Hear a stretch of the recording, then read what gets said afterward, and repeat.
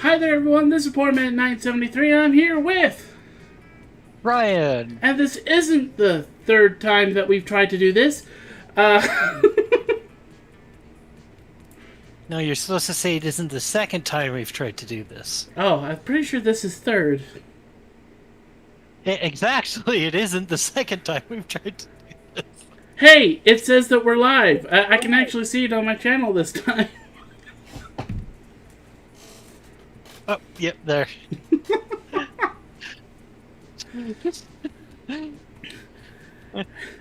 And for the third time, that I am starting on this screen, so you can see I decorated for Halloween. We have skeleton number 1, skeleton number 2, cat skeleton with bone ears, and we have a couple ghosts. I'm getting tired of introducing them, so it's spooky month, and that means we're playing a spooky game filled with monsters. That's right, we're playing Monster Prom 2 Monster Camp. We're starting here. So this is the time of our lives. We're old and afraid. I think that's how it was. My name We're is young and afraid. Oh yeah. And unafraid. Oh yeah. We're old and afraid. See, personally, They're young and afraid. yeah, personally, we're old and afraid, but I'm playing as this lady here, a spooky man, because it's spooky month. Wait, has Halloween expanded to a month like winter is expanded to most of a year? Or not winter, Christmas is expanded to like most of the year? Yeah. In fact, I think Halloween starts partway through September. I am definitely feeling old and grumpy suddenly. Back in my day, 10, oh wow, maybe even 15 years ago. Alright. But yeah, we're going to be... by the way, I'm drinking out of my official Poor Man 973 mug. You can find a link down to the description below. It's the Spreadshirt one, where you can find mugs and hats.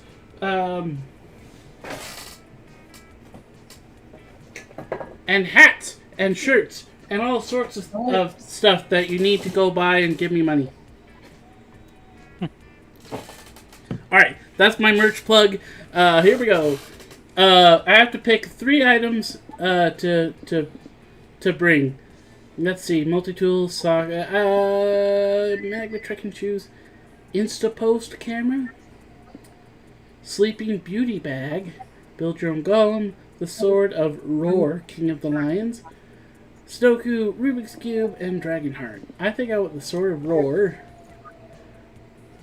which increases my boldness.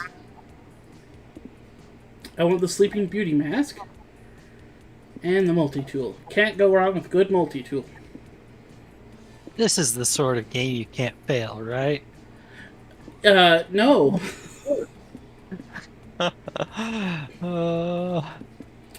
Absolutely fail. I guess I've done all 3 of these characters, so I'll go with this.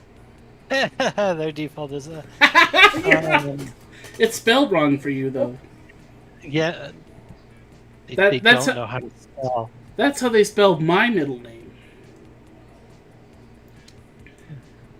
And Dad's name. And oh man, I probably should have just gone for the easy. Oh no, I almost had a thought. This is going great. It was something sleepy, but Halloween.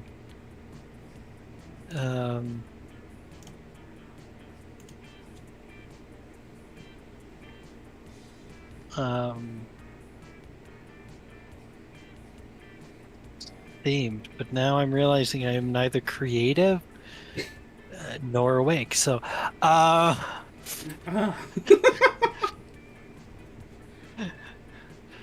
never get to be awake. I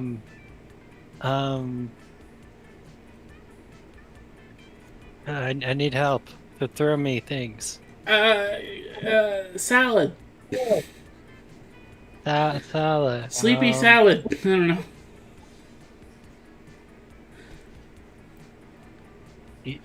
Deep asleep, dead as.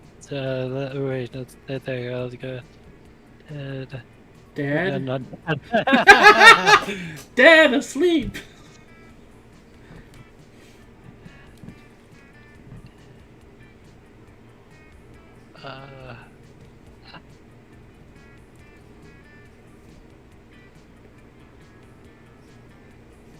Say, what's Dad asleep?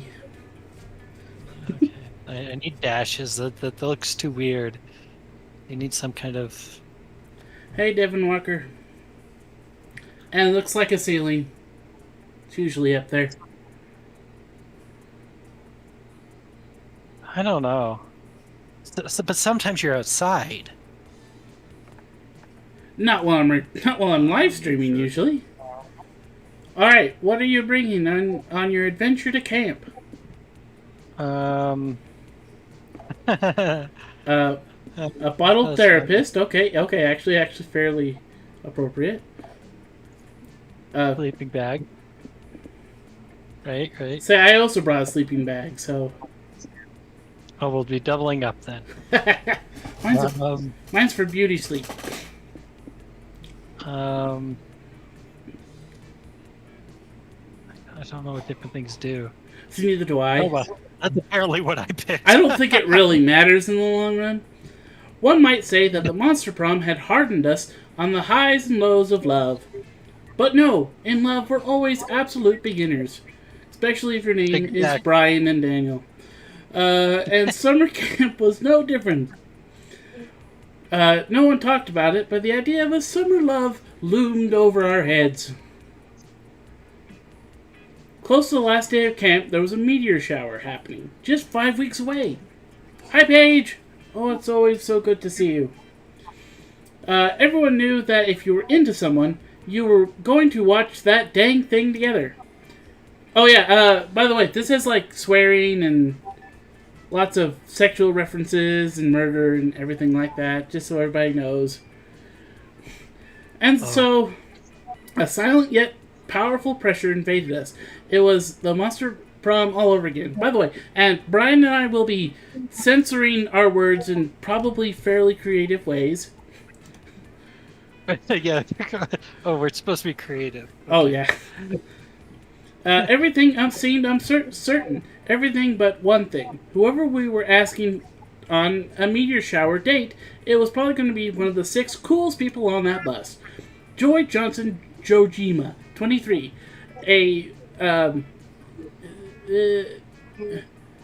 Super cool. I think that's the super cool witch who wanted to chill a bit after saving the world countless times. Aravi Mishra, 22, a hot-headed adventurer possessed by a curse who turned out to be the most annoying roommate ever. Calculaster Hewlett-Packard, version 1.1, a library computer who has become a sentient robot ready to experience life to its fullest. The worst one, Dahlia Aquino, 20, a buff blue demon and warmonger who had set her sights on conquering summer next. Damien LeVay, 21, a fearless demon with a taste for destruction and a love of fire.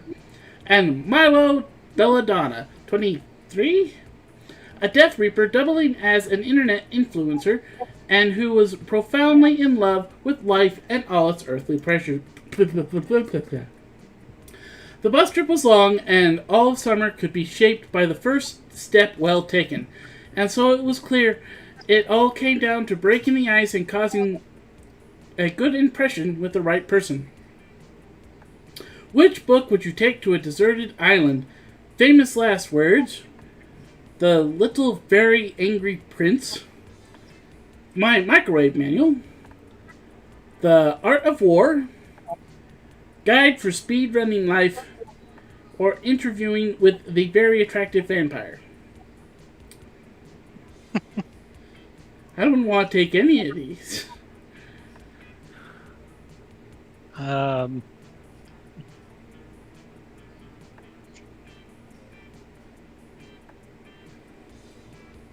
take the.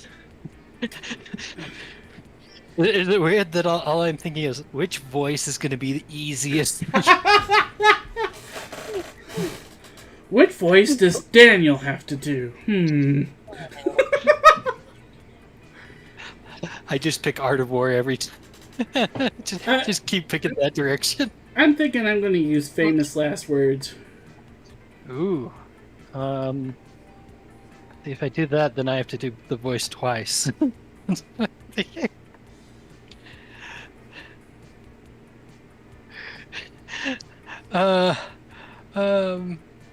Actually don't know what will happen with that. Let's go with that. Oh, Milo. Oh, darn it. Oh, you've read Famous Last Words too. It's one of my favorites. I love murder mysteries. Ironically, murders are so much more exciting and interesting in fiction than they are in real life. I hope there aren't any murderers at camp, obviously, but if there were, I hope you'd help me solve it, Spooky Man. Well, there are murderers. Their name are Dahlia and Damien. We true manslaughter. What's that? The murder or manslaughter. Definitely murder. They're doing it on purpose. True. We true crime fanatics need to stick together, after all. Wait, then who did I pick? Apparently, Joy. Oh, It's not my voice. That one's yours, if I remember correctly. I know. I was really trying to avoid that. Having to do the voice twice. See if I can think. Oh, you read that interview too? I really enjoyed it. The title left a lot to be desired, though. So objectifying. Why not interview with an incredibly intelligent vampire, or the exceptionally photogenic vampire? Can't you not take a picture of a vampire? That last one's more of a. That last one's just a more elegant way of saying the same thing, huh? I think I need to reread the interview to think of different adjectives for the very sexy vampire. Dead asleep. Want to help me? But can't you not take pictures of vampires? Don't they? Wouldn't they not just be invisible? We only have 5 weeks left to woo our crushes and conquer their hearts.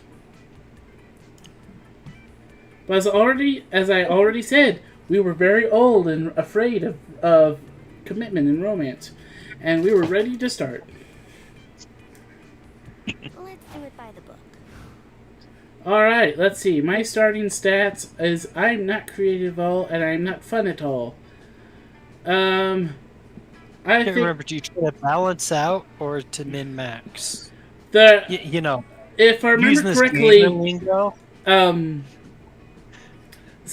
different people have different things that help you to get the good ending. But I don't know what Milo or Joy is. The only ones that honestly I can remember Dahlia's, and I can remember Aravi's.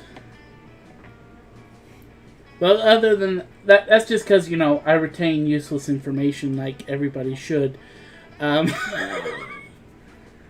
Exactly. I don't know. Milo seems kind of charming, I guess. Maybe I should go up for charm and create. I don't know. I'm going to the dome. That day at the Camp Dome, you're doing some classic battle royale. Lots of fun and murder. See, told you there'd be murders. You've cornered another player who begs you to spare her life. You decide to spare her, but you still shoot an arrow in her spleen. Little known fact, people store excess charm in there. That's what spleens are for. She starts bleeding charm, so you take +2 charm and drink it. It refreshes you and makes your skin clearer. Afterwards, you're taking a break from flirting with death in the Camp Dome. games to flirt with an actual personification of death, besides a few empty crates. Well, you thought that they were empty anyway, but as soon as your conversation with Milo starts getting interesting, a half-bat, half-young adult huntress bursts out of them. Oh gosh darn it. I'm gonna make you be Batness.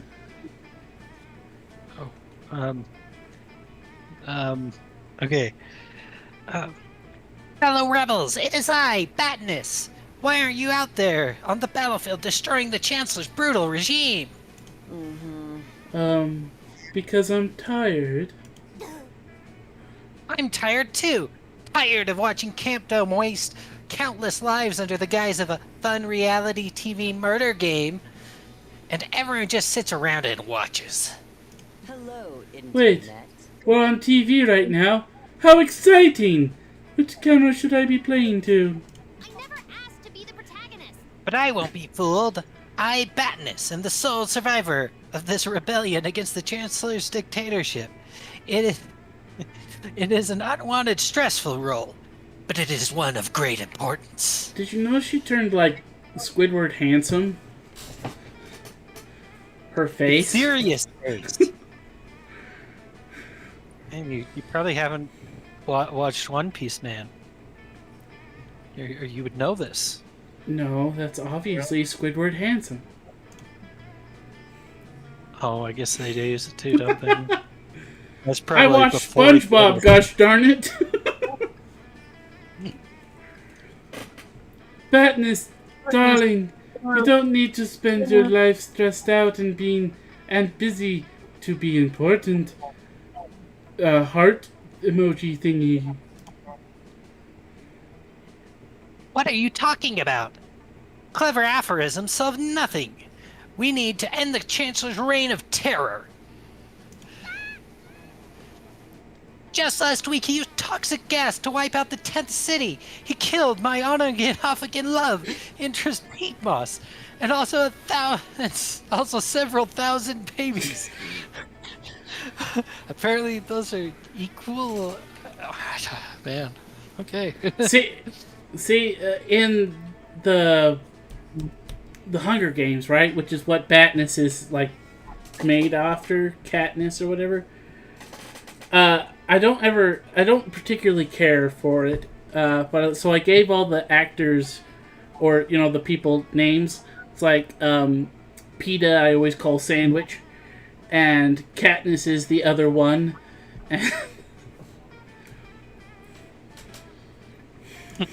So, wait, did you say the Chancellor is toxic? What? No, I said he committed genocide using toxic gas. Are you even listening to me? Not particularly, Batness. What? Oh, sorry. The IG feed is not great for my attention span. Anyway, we agree the Chancellor is toxic. I must admit I'm interested in helping your cause. We should do a collab. Leading a rally against toxic behavior is always a good look, you know? I think I'm almost going... Am I trying going to French or something? You say you're having a hard time getting a following for your revolution? I'll post the perfect photo of your Chancellor's atrocities, or whatever, to rally support for you. This is the power of hope. Hey, that's a great idea. When the Chancellor releases propaganda, it's only for evil. But when I'm the one doing it, it's an act of bravery and rebellion. Batness and Milo put their heads together and take some great eye-catching photos of burning, coal-dusted corpses with the dog filter over their faces. How cute! Now all we need is the perfect caption. Spooky Man, do you have any ideas? Hey, this is a great opportunity to show off your influencer skills to Milo. Oh gosh darn it.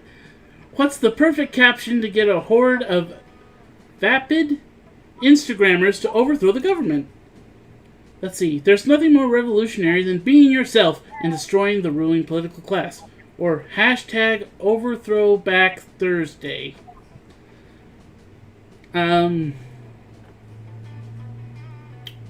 Do either of these sound charming or bold? Um, I'm gonna go with this top one. You're So Yeah. bold! Yay! I win!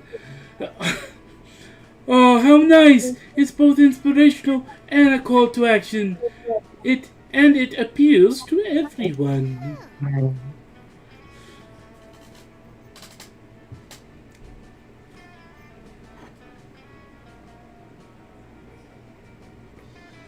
Okay. Do you think that this will be enough to free the many thousands of war prisoners and move the proles to lay down their lives for the greater good?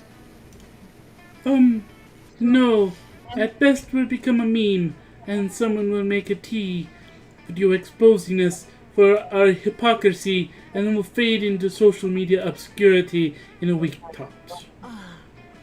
But if it's lasting results you want, we could always run an ad campaign. Yes. Here, we can fund it with all the with the money I was going to pay Pete Moss's bail. Perhaps we could get other celebrity rebels to sponsor our cause, like Alexander Hamilton or Billy Joe Armstrong. Fight for freedom! And we can come up with catchy slogans like hashtag #OverThrowback Thursday. Hey, that was my idea, Cat Batness. I don't know if the people are going to choose that.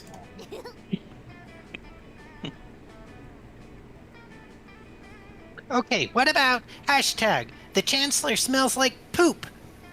You're trending. Now darling. there's an idea that smells like trending. By the time Batness and Milo are done, the People's Rebellion is the new Coachella? Do you have any idea what that is, Bryan? Wait, that was a terribly run. It was like a party. It was like a. What's the one in the desert? Burning Man? Yeah, it was like that, but more celebrity and worse run. Oh. I think there are lawsuits about it, and people ended up in jail. Well, either way, the campaign has done a great job of garnering followers and hyping everyone up.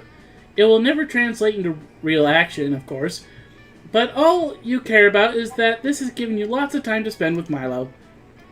They even let you try the prototype for the Uprising's new promotional Mountain Dew flavor, Code Red Volution. It tastes like the blood of the innocent and passion fruit. Drinking it gives you +2 boldness and 1 smarts. Let's do this. Alright, dead asleep, where are you headed? Oh wait, I can't remember what each of these do. If you scroll your mouse over your actual stats in the right side, it'll highlight. Oh.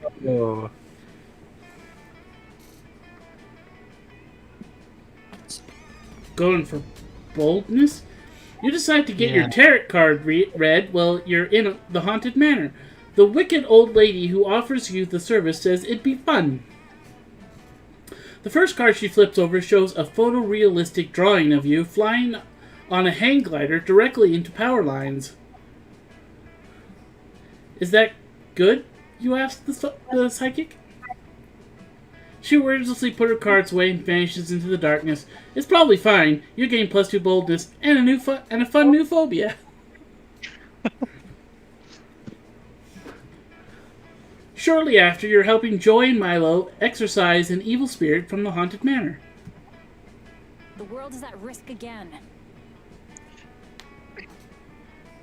Okay, Milo, dead asleep. I need your help making sure that this binding circle doesn't break. Otherwise, the spirit could escape and terrorize humanity forever. Yes, of course, darling. And we'd never let that happen if the haunted manor becomes possessed by a malevolent spirit. Horrible things would happen. Isn't it already? Hashtag blessed.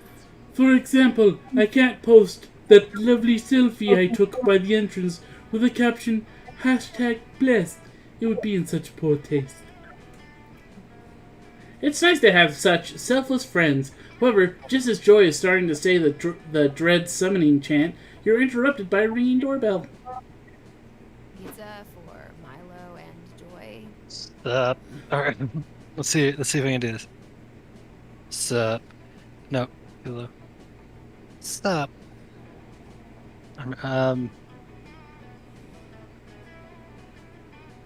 Sup. I've got a large pepperoni pizza for you three. Or you four, I guess. You 3.5. What's with the dude in the middle of the pentagram? Pizza. Ugh. A pizza? I never ordered a pizza. I forgot my voice. I hate delivery food with a passion. That's not vegan friendly. Yeah, it's definitely not for me either. Vegans don't eat pepperoni pizza, and we're also in the middle of something very important. And if you ruin my concentration, No, dudes. I'm sure this pizza is for you. I've got the address right here. Clear as day. Mysterious, dilapidated, haunted manor in the heart of the woods. How on earth did you find this place with such vague instructions? Where's my tip? I searched far and wide, 'cause I am motivated by one thing and one thing only. Tip money. Which I'll be needing you to give me before I can leave. But it's not our pizza. Begone, darling, before I leave an incredibly scathing Yelp review. No can do. Can't go back to work without money for the pizza. You're stuck with me until one of you ponies up. I mean, I like pepperoni pizza. Darn it! No wonder your friends accuse you of being annoying when you refuse to leave them alone. This sucks! This girl won't leave anytime soon, and her presence is destroying,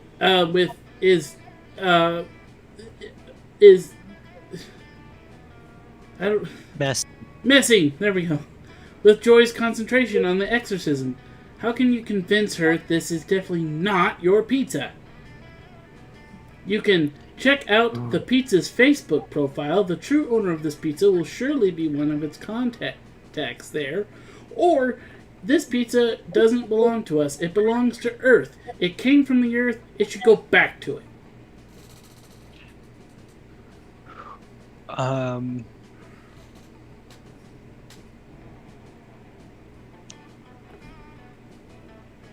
Do you think the bottom one might be boldness? I think it could also maybe be smarts or charm me. I honestly have no idea. They're so ambiguous. Uh-oh. Oh, not creative enough. You argue that the pizza doesn't belong to you, your friends, the pizza girl, or to anyone. It belongs to Mother Earth and should be returned. But the Mother Earth can't pay for... Shut up!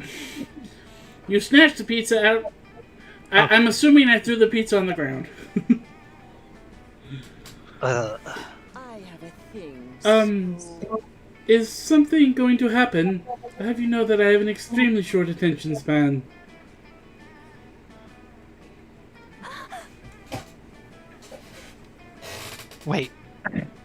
Wait, something is happening. I think my shoes are getting wet? All of your shoes are getting wet. From the ground, there appears to be some sort of gross, chunky secretion bubbling up. Kinda looks like vomit, dudes. The earth is blowing chunks. Oh, how icky. Perhaps the earth is lactose intolerant or something. Right after Milo speaks, A row of beautiful wildflowers slowly start to bloom. It seems like they're spelling something out.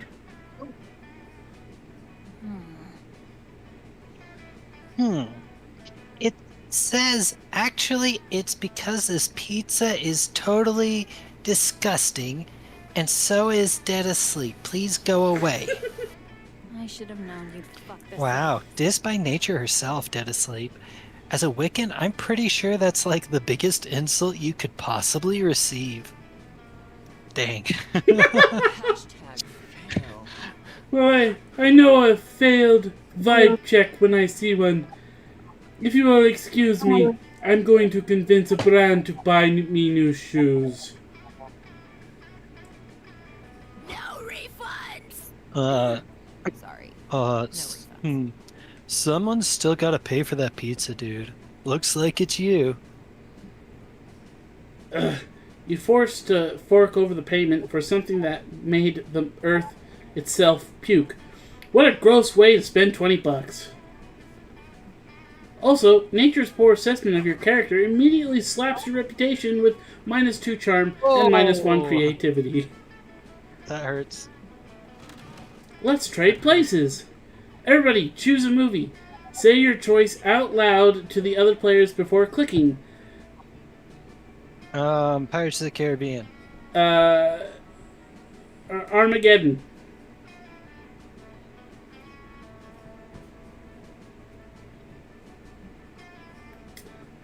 Player order is decided based on which movie cast would survive the longest on a deserted island together. Start debating now. I honestly don't remember much about, or can't remember watching Armageddon, but I'm betting they last longer than. It's a movie about oil drillers that get trained to be astronauts to go drill into a big asteroid to blow it in half around the planet. Yeah, they're gonna last longer. Then pirates? No. Not the people they play. Oh yeah, the cast. Well, Actual people. Yeah. Johnny Depp. What is it? Keira Knightley? Oh, I don't even remember. Though they're prima donnas, all of them. yeah, Orlando Bloom. And, I mean, Armageddon Johnny Depp is got out of drugs and to do something, and no, they would not last. Yeah. I think you're right. Week 1 evening. I should have brought my sledgehammer. Should have bought my. Well, I sledgehammer. did bad. All right.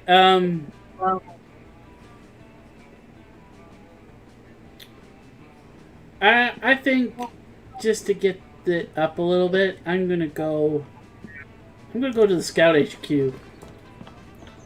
That day in Monster Scouts, you all practice writing speeches in preparation for possibly being killed by a bear. What? You want to get your last words right. You decide to write a heartfelt poem dedicated to your favorite things in life. Monster Camp, the smell of rain, the bittersweet joy of watching the sun set for the very last time, and chicken tenders.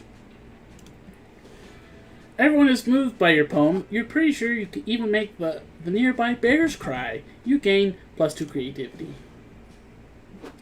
You're spending some quality time with Milo, which means you're also spending quality time with their millions of Instagram followers while they live stream your conversation.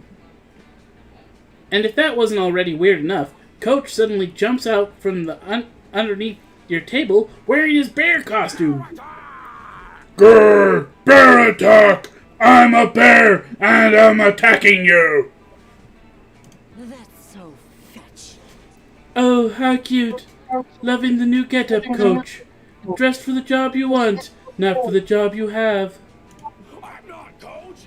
I'm a bear. Milo, why aren't you afraid of me? What if this were a real bear attack? I could kill you! You need to defend yourself against me. You know I'm gonna I'm kind of a harbinger of death, don't you? The threat of being killed by a bear is a bit of a non-issue for me. Bye, darling. Now please, I've enjoyed our little heart-to-heart, but I need to get back to updating my daily quotables. Milo resumes doing what they do best, taking selfies and completely ignoring everyone else in the vicinity. Coach, however, is not deterred. He starts popping up behind Milo, making faces and peace signs, and acting like a guy who really wants to be on the news. Excuse me. You're ruining all my best angles. Always believe in yourself. Then defend yourself. What if I were a real bear coming up to you and photobombing all your self pictures? You need to fight me, champ. I don't have time for this. It's been almost 15 minutes since I last updated my story. The fans are getting restless. Yeah, you really don't want to witness a repeat of the last time Milo's diehard fans went without a selfie for 15 minutes. Your tailbone still hasn't completely healed. What? You need to help Milo, and every good Monster Scout knows what to do when a bear photobombs you. Do you go to the internet and ask someone with Photoshop skills to get rid of the bear in Milo's selfies? Self-photographs. Find a time machine, travel back in time, and stop Coach's parents from meeting. Coach will never be born, so he'll disappear from all the pics he was part of. I guess not that one. Or maybe that one. The top sounds like creativity, the other sounds like smarts. I'm gonna try going to the internet. It was charming, apparently. Okay. You go to Reddit and upload the selfie with Coach in the background, asking if someone with Photoshop skills could please get rid of the bear. Not long after that, someone marches up behind you. It's a weird old man carrying a shotgun. She is now pointing at Coach.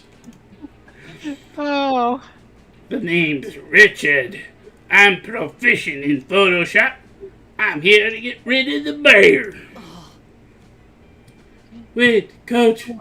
You're my 1 o'clock? I guess I should have read the reaping gig details more carefully. Not even properly dressed. Got a gig. Much better. No, hold still. This will only hurt for a moment.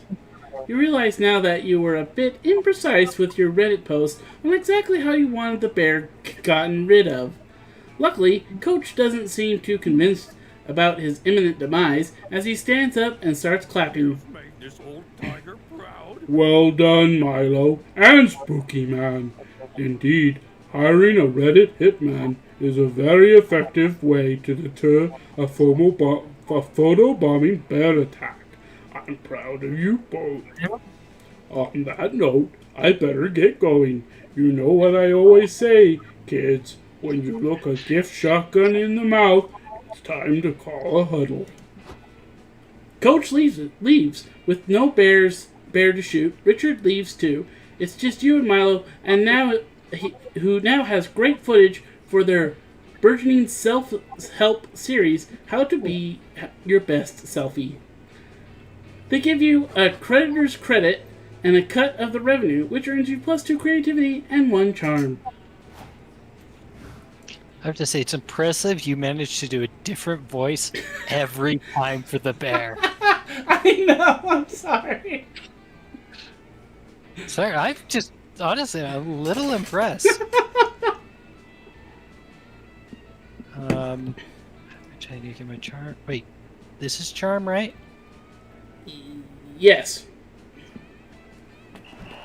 That day at the Camp Dome, you play Hacky Sack. It's all fun and games, literally, until the Hacky Sack falls, and against all your knowledge of Hacky Sacks, suppose composition, it breaks upon hitting the floor. What the crap? The good news is inside of it, there's +2 charm. You call dibs. Good. Needed that charm. You're about to be impaled by a particularly sharp volleyball when Joy appears and saves you with a shield of magical light. Hey, you. Hate it asleep. Don't get any weird ideas just because I saved you. People saving people from getting impaled is just what heroes do. Oh no, it's Batman. Did someone say something about what heroes do? Because whatever it is, I'm doing it. I'm the hero. It's me. Who are you besides the hero? You mean you don't remember me? Curse the Chancellor and his vicious disinformation campaign. My name is Badness. And I'm here from Camp Rival Camp to save you all.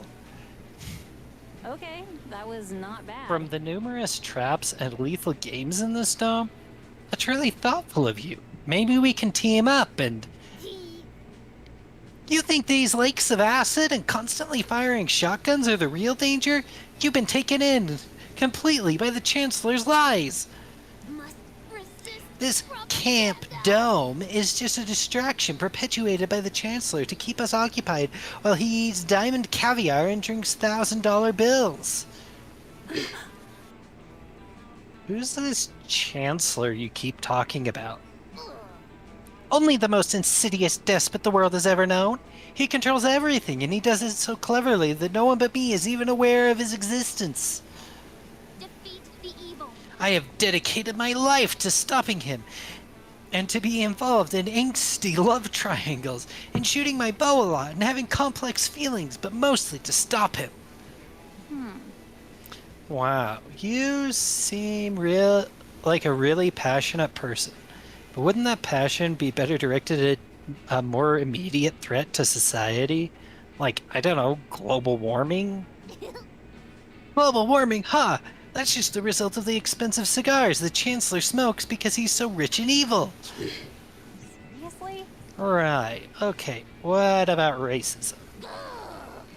People are only racist because of the subliminal messages the Chancellor puts in Hollywood movies and on cereal boxes.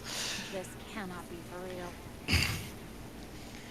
Then what about government corruption? No, never mind. I see where that one's gonna go.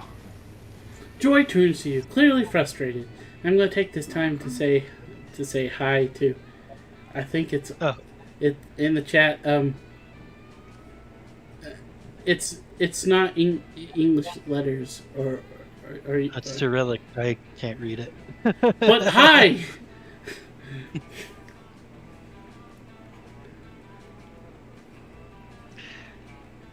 This Batwoman hybrid is clearly a lot of passion for social change, and I can't help but think it could be harnessed to do some real good. If only I could think of some threat that she just can't tie directly to the Chancellor. So many threats to choose from, but you managed to narrow it down to 2. The horror of missing out on a chance for summer love, or the giant mouth that opens up in the center of camp and swallows 5 campers every day, which no one ever talks about for some reason.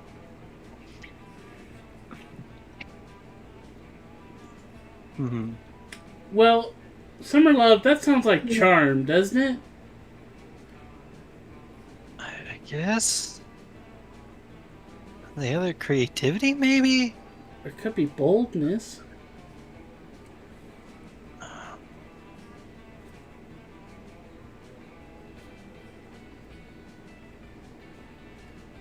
Yeah, I just don't know. That chance.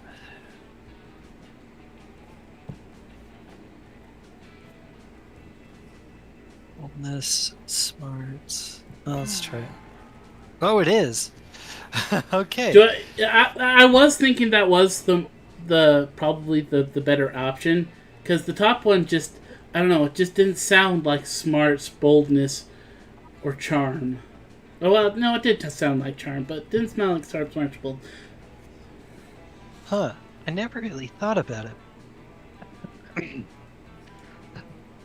I never really thought about it, but that giant mouth at the center of camp is sort of a huge problem. You guys have a mysterious giant mouth in your camp too? We have one in Camp Rival Camp, but every time it opens, one of the counselors comes by and tells us that it's time to play in the camp dome. Oh my word. The only winner here. It all makes sense. The campdown is just an elaborate ploy to distract us from the giant mouth that eats campers. Enough of this. That's ridiculous. Why would they distract us from one lethal situation with another lethal situation? Haha, hey guys, says Counselor Dave, the ever-cheerful Hydra. How's everyone doing? Not thinking about the mysterious mouth in the center of camp, I hope. Enjoy the dome.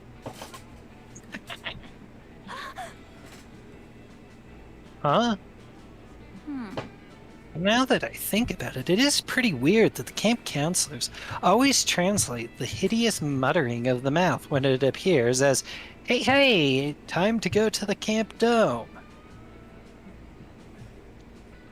And also that we don't have any, and also that we don't celebrate any holidays at camp except for Don't Talk About the Giant Mouth Day, which is every day. The Chancellor! You think that the giant mouth is really the Chancellor? If I say yes, will you help us destroy it? After a lengthy character arc that involves equal parts romance, ultra-violence, absolutely. Okay, then yeah. Eat the rich! Heck yeah! Let's punch that mouth in its mouth! You go on an interesting adventure with Joy and Batness. You don't manage to destroy the giant mouth, but you do extort +2 fun and 1 charm from the counselors in exchange for your silence. Let's trade places. Everybody choose something good. Say your choice out loud to the other players before thinking. Something good. World peace. Oh my thing. Look at the opposite direction. Pizza. Pizza? Okay. World pizza.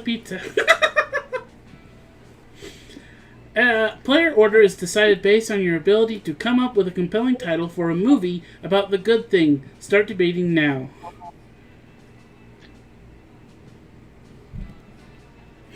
Pizza Delivery Man 4. The Repizzaning. Oh yeah? Well, world peace, a beauty pageant. I don't like mine. Yeah, that's it.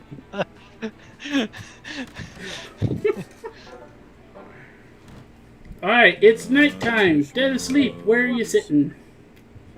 Oh. Interesting. We don't get to get drinks in this one, do we? I think that's when 1 week is over or something like that. I don't know. Oh, well, then I guess I'm over here. After finishing your daily push-up, just one singular push-up, it's time for a break. You head to the campfire and find Aravi, Hex, and Joy chilling and s'moring. Hi, Clara. And time. Yes. Now that I've toasted my marshmallow for exactly 128 seconds, it should be perfect golden brown and give me a huge defense buff. So, hey! Where is my marshmallow? Are you gonna finish that? Do you mean the marshmallow that you had on the end of your stick that you were holding in the fire? Because yeah, I ate that one about 127 seconds ago. Gosh darn it, Hex! How many times do I have to tell you not to mess with my stats? If I die in a raid, you're going to be out on your sorry bum. Granted, you make a good point, but here's another compelling argument. Marshmallows are so good. Oh my word, marshmallows. Impressive. You two are adorable. Seeing you bicker reminds me of the early days of the Coven. You're bound together by fate, and even though it seems like you have nothing in common, You'll find some common ground, learn to work together, and figure out that you're stronger together than apart. Ah, Season 1. Those were the golden years. No way. I'm not a team captain, Joy. I'm a lone wolf. Just look at my fangs. Seriously? Ravi, wolves run in packs. I'm shocked that you don't know that because I've seen you kill like at least 4 wolves. Uh-huh. Yeah, and I killed those wolves by myself. Trust me, I tried every team comp possible. I've played Paladin with Light Cleric and Lord Board. I've done 2 tanks, 2 DPS, and 2 support. Get good! I've even tried a team of 6 super intelligent, genetically engineered gorillas, and none of those teams could keep up with me. Huh, I get it. But I think you're underestimating teamwork. I miss hope and faith all the time. There wouldn't be a coven without them. Literally, a coven is at least 2 witches. Hell yeah. And teammates can cover for your weaknesses. Like when Dimitri tried to use his seduction pheromones on me, I might have given in. But Hope cast a stuffy nose spell on me. That sounds awful. Yeah, but teammates can also be a huge pain in the bum. Like, what? I'm supposed to share my hard-earned green potions with you? I only have 2 in my inventory on a good day. This is why I love being a curse. It's kind of like you're on a team and solo at the same time.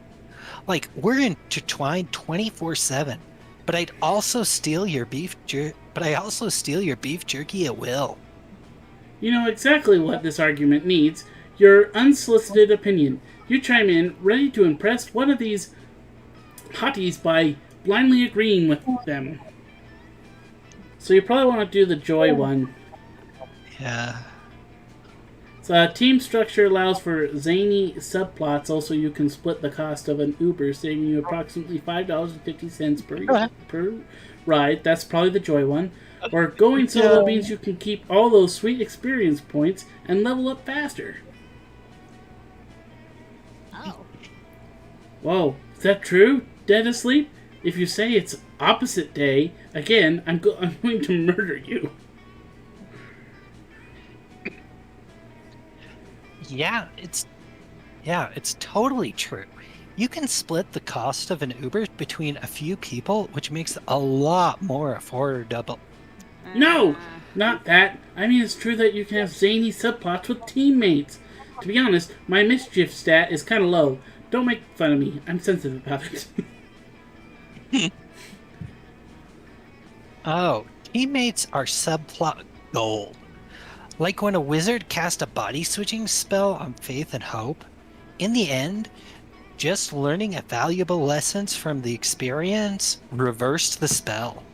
What a plot twist. Or one time, we found out that Hope was actually the heir to the throne of a country.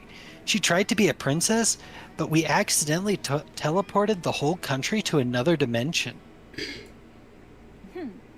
But my favorite subplot was Faith's amnesia.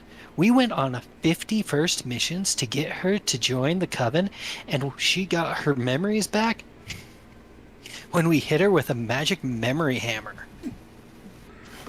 Dang, I gotta admit, some of those sound pretty dope.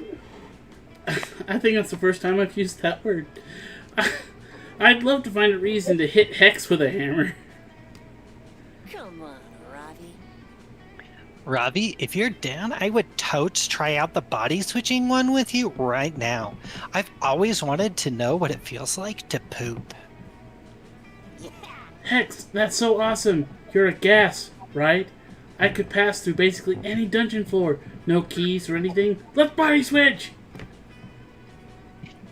Hex and Ravi run off trying to find the nearest rainstorm to complete their struck by lightning body switch subplot. Nice touch. Huh. Those two are already maximum zany. I'm happy I could inspire them to do more of what they usually do. a bunch of random crap. By the way, thanks for backing me up, Dead Asleep. I'm glad that you're a fan of teamwork. Because I think we'd make a pretty powerful duo, if you know what I mean. Okay, that was not bad. She did the wink. Did you? Yeah. Gotta throw yourself into your performance. Exactly. Voice actors do it all the time, I hear.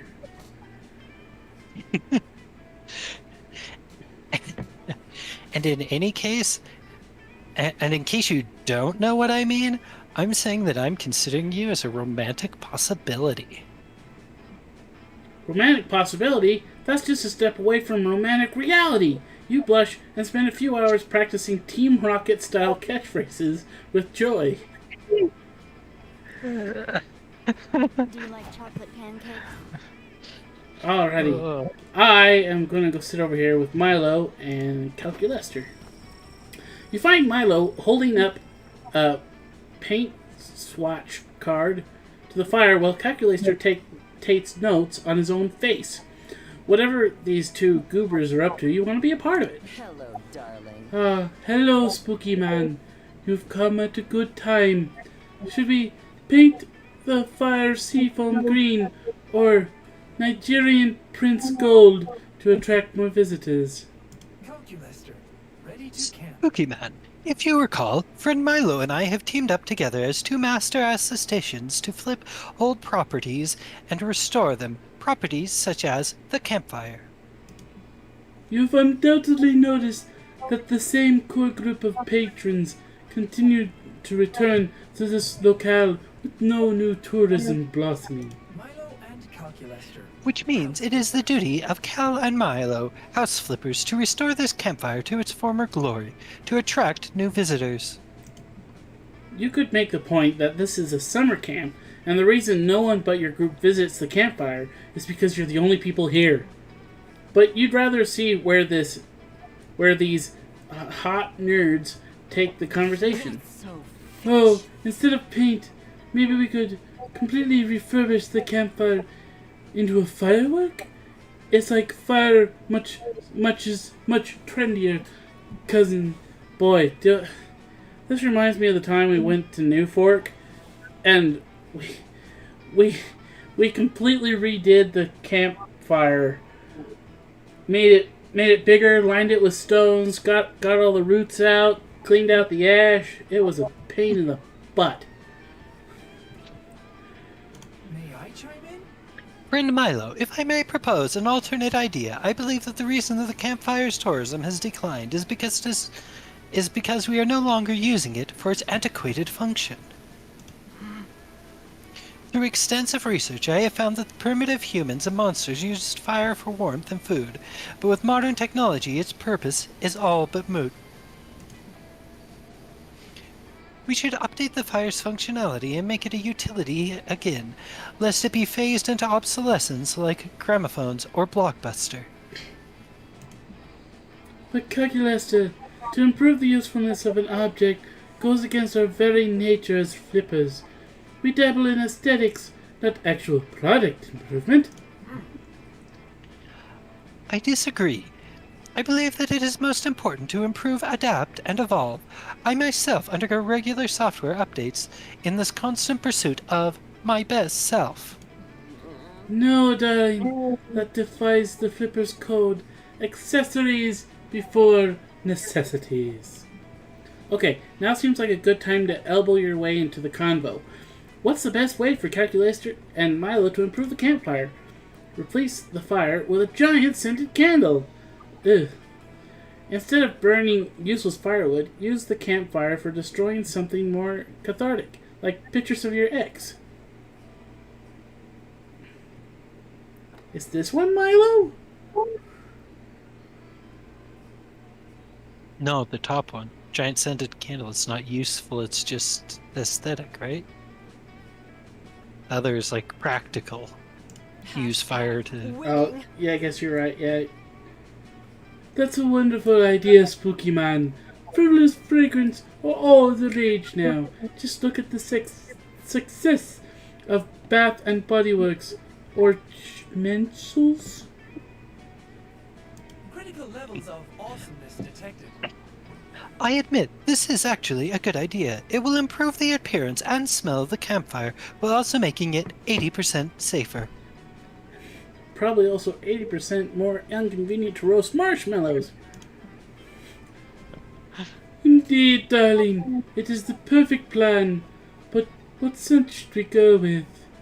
Pecan pie. I say that because I actually have a pecan pie candle. Perhaps something that will still mesh with Camp Spooky's rustic summer atmosphere, like Virgin Laundry or Passion of a Lioness in Summer Heat. What? Actually, let's go with a Midnight Romance scented candle. A good interior designer always works with the mood of the space, even if that space is outside. I'm glad you said that, Milo, because I was about to say this is not interior. Are those truly fragrances? My research indicates that none of those things have a smell. Oh, Calculester, they don't need to. A scented candle's true purpose is only to further worsen the lighting of a room while increasing its ability to play chess in the room. Oh, and all this time I assumed that I didn't understand scented candles because I didn't have a nose. What a relief! You're I killing appreciate your eye for aesthetics, Spooky Man. Perhaps you and I could be an aesthetically pleasing pair. Looks like the scent of Midnight Romance is already around you. Who says smells have to be real in the air? To be, whatever. You know, I can't actually smell. Not with my sense of, like, with my nose. I have a sensitive sense of taste to the way that the air tastes. Let's trade places. Everybody choose a food. Say your choice to the other players before clicking. Tacos. I'm going to take your one from last time. Pizza. Oh man, we're battling tacos versus pizza. Player order is decided based on how likely you would be to eat the food in a survival scenario, with the caveat that it's all been expired for 10 years. Start to be... Ew! Oh, I have no idea. Neither would be... No! I say we just hit random. Yeah, thank you. This is not good. I would starve to death first. Should've done, like, chili. You'd find canned chili somewhere. Be fine 10 years later.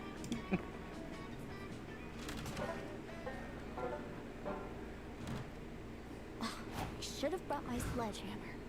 Alright, I'm gonna go get my fun up, because it's my lowest stat. You decide to go relax in the lake for a bit. Camp Spooky gets pretty crazy, so it's nice to just float on the water and chill. You end up falling asleep, and wake up to realize you floated halfway across the lake, straight into a crab rave. The crabs are just as confused as you are, but they invite you to rave with them, and their party is surprisingly popping. You gain +1 invite to the next crab rave, and +2 fun. Later, you're super excited. You found a package of weird cookies by your tent. You're about to dig in. Sorry, I'm choking. Heck yeah, cookies! Fancy meeting you here. Well, if it isn't Spooky Man, put down those dog treats, darling. I need your assistance with a job. Help me out, and I promise I'll make you worth your while. Milo just saved you from eating literal dog food. So you figure out you owe them one. And besides, you'll do anything for this attractive Reaper. You agree to help with the gig. Milo leads you to a corpse with a soul floating over it. Wow, I guess souls are just like glowing balls that float? And people can just see them? Good to know. Hello. Aren't you an adorable little soul? Hello, dear. My name is Milo. I'm deaf, obviously. The soul responds, Hail and well met. I am the master of peasant torture for my divine sovereign, the Mer King. If memory serves, the Mer King chopped off my head. Yep, you're super dead. I'm here to take you to the afterlife. Aren't you a lucky soul? You could have ended up with one of those less fashionable reapers. I suppose I just never thought my life would be cut short so soon, and the circumstances of my death so tragic, so murderous, so headless. I should tell you both the tale. One night the Mer King suffered a strange, violent attack on his life. He thought the attack was a coup, orchestrated by his small council. A coup. The Mer King. This is all sounding strangely familiar. Keep going, darling. I'm officially curious. And thus, the Mer King killed us all in blind rage. But I saw the attack with my own eyes. 'Twas no coup. Rather was an attack committed by a strange, hot ghost and some kind of hairy dogman. I know who it was then. Scott and Polly. Oh, you're right. The ghost and the dog snuck into the Mer King's chamber and glued a single golden coin to his floor. The Mer King bent down to pick up the coin, but he couldn't grasp it. He looked quite the dunce, I assure you, and while he was struggling to pick up the coin, the ghost dropped an anvil on his head. The nerve! So the third one is actually set before this. Is it? Well, it must be. I don't 'cause the think third so. one's I think right it's- where you end up killing the Mer King. I think the third one specifically mentions mentions Camp Spooky at the beginning. Well, they must have done a separate road trip before this, before the third one, where they also killed the Mer King. See, I don't remember killing the I don't know. No, sometimes we end up allying with the Mer Kingdom or whatever. I don't know. It's confusing. Yeah. I get lost in that one. I don't know how to laugh in this voice. Wow, yes, what a tragic, horrible, violent prank. I mean, attack. What mischievous fiends. But despite the tragedy of my death, I see what a precious gift life has been. I only wish I had lived it more fully, more boisterously. Life is a gift. So true, babe. I love your attitude. It's so rare to meet a soul that appreciates life. After all, life is like a river, and we're all just paper lanterns floating along it. Truly. Look, I even made a bucket list containing the 246 things I want to do before I die. What a tragedy that I did not complete even a single item from this list. Oh, darling, really, not a single item. I really shouldn't do this, but I'm such a natural empath. I can't resist. I'm going to bend the rules, just this once. Before I take you to the afterlife, you can pick one item off your list, and Spooky Man and I will help you complete it. Aye, thank you. Thank you, gorgeous and elegant angel of death. But, oh, which one should I choose? Which? You take a look at the bucket list and you see it. The perfect bucket list item to finish off this reaping gig and impress Milo while you're at it. Suggest it, baby. Alright, you gotta go meta here. Choose bucket list item 122. Cross something off my bucket list. There's only one thing on this list worth doing. Pick bucket list item number 46. Become immortal. Oh no. This almost sounds more like smart. I'm gonna go with the bottom one, I think. So bold. Ah, you want to become immortal, huh? That's refreshingly bold. Technically, it's against the rules for me to give you eternal life, but I could say that I lost your soul on the way to the afterlife. That happens sometimes, you know. You can't be serious. Certainly such an error would not go unnoticed. You could get in trouble.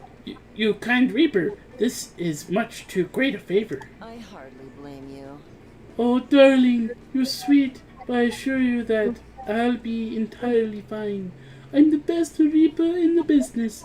The head office can't get enough of me. Life. It's just like I always say, rules are worthless if you don't break them occasionally. And you do seem to be very in love with life. That's a soft spot of mine. That being said, I do have some itsy bitsy conditions to your new immortality. Of course, anything, name the price. I will allow your soul to wander the earth until you've completed your bucket list. But each time you complete an item off this list, you must swear to confine me and Spooky Man to celebrate. You'll tell us the story and we'll toast to your life well lived. Well, technically you can cross that other one off too. Yes, I promise I will not rest until each item on this bucket list is checked off, until I've lived life to the fullest. Thank you, lovely Reaper. Thank you. Yes, dear, yes. Our little pact. It's an ode to life, okay? Milo and the Soul shake hands, officially forming their pact.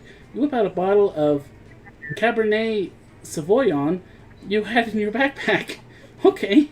And the three of you drink a toast. To life itself! The Soul shouts joyfully. The Soul takes off and leaves you and Milo standing there like two proud parents watching their kid go off to college. Don't forget to like and subscribe. Ah, that was beautiful. Come on, Spooky Man. My gig is officially cancelled, so I've got time. Let's go watch the sunset and finish off this bottle of wine together. Okay? You have an amazing evening with Milo, drinking and laughing and celebrating. Milo drunkenly admits that you two have potentially compatible aesthetics. Over the next century, Milo and the Soul would meet many times to toast each item completed off the bucket list. They became good friends, united by death, but also by life. One evening, far in the future, the Soul would find Milo to celebrate the completion of the last task. Bucket list item 246. Eat a huge meal at Guy Fieri's barbecue joint. Milo, my old friend, the Soul says, you've given me a gift that I can never repay. Let's drink until dawn, and then I'll be ready to depart. After a morning of toasting together, Milo would gently escort the Soul to a quiet, restful afterlife, the kind of peaceful rest given only to those who have truly lived. To be fair, you die way before any of this happens, but Guy Fieri doesn't somehow. Still, the friendship between the three of you gets you +3 charm. I'm so charming. I don't think I am. I'm also a bit dumb. And we haven't been this direction. Today, you decide to hike all the way across the woods. You want to see what's on the other side. It's a long, treacherous hike that ends up only taking an hour. I guess these woods aren't that big after all. How do you and your friends get lost in them so often? Anyway, it turns out there's a library on the other side of the woods. You go in and read some of the books, or something, and gain +2 smarts. Later, you run into Joy. She's calmly reading a copy of The 7 Habits of Highly Effective Protagonists for the first time ever. You decide to be considerate and not interrupt. Hey, you. Hey, dead asleep. Hey, dead asleep. Come over here for a minute. I can tell from the blank look on your face that you have some wacky misadventure that you need my help with. I was supposed to take this summer off from my sworn duty of saving the world and helping the innocent, defending the forces of good from the ever-encroaching threat of evil. But I guess I'll make an exception and save you from whatever nonsense you've gotten yourself into. I'm not sure if this counts as helping the innocent, but hey, good enough. You tell Joy that you were going to do some reading. You're halfway through. No. um, there's you're in too deep. There's no way. Um, you're halfway through an interesting book. The plot's kind of boring. Um, but you're hoping for something interesting to happen between the protagonist and whoever. We were having a discussion earlier. And, Oh, no, that discussion doesn't work either. no, but this is awful. Continue. Get us off this. Oh, right. I have to click. I forget that I wasn't even in charge of that one. Oh, man. Okay. I need to cover. Oh, no mishaps? Not even a minor calamity? Maybe a rumor of a mysterious beast in the woods?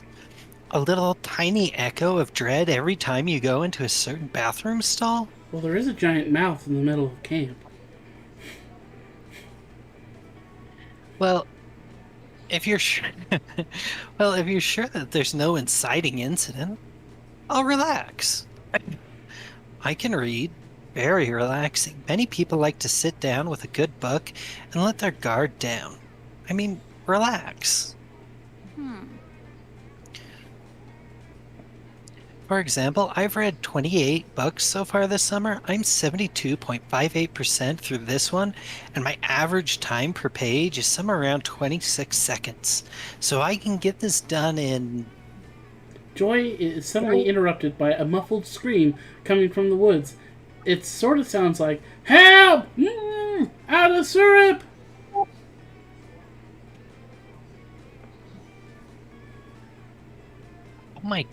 Oh my goddess. Did you hear that? Someone's in trouble. Ah, heck yes, let's go. I mean, I'm concerned about the safety of our fellow campers. You and Joy track down the call for help to a clearing in the woods. You hide behind a bush to scope it out. Looks like Batness, Morty, and Dimitri gathered around suspiciously. Oh, I think I'll be Morty. I think that's you. Yeah. Hope you guys are ready to die! When you taste these delicious pancakes, they're so good your whole mouth will want to play chess.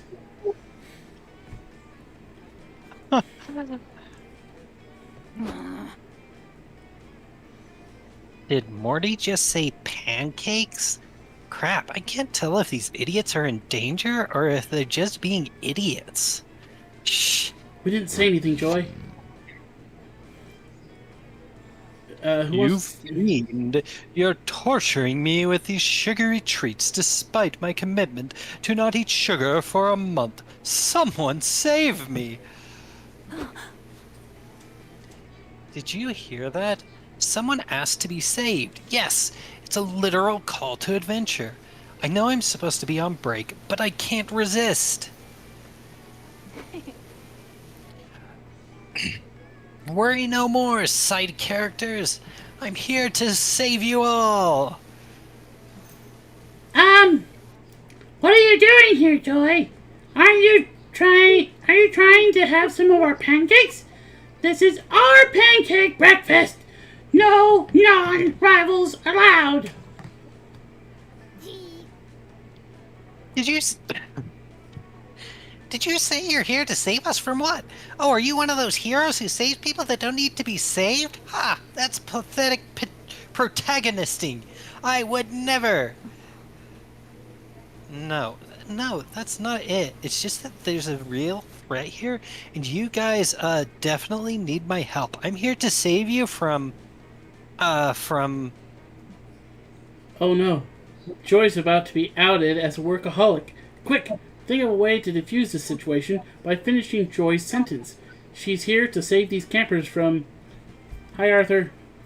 From an unbalanced breakfast! Or from that, since you're not living according to the sacred scriptures, let us introduce you to our Savior, Jesus Christ. I think that's going to be creativity or charm. And I'm bad at both of those. So smart.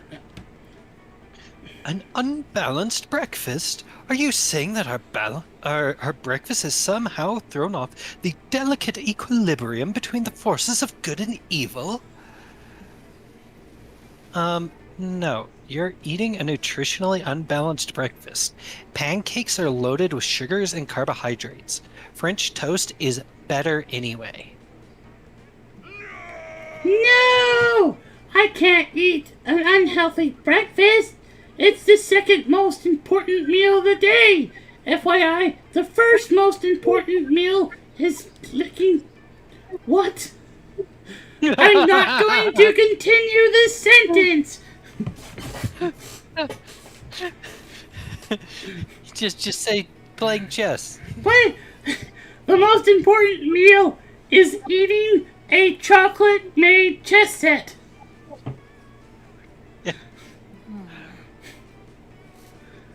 Exactly.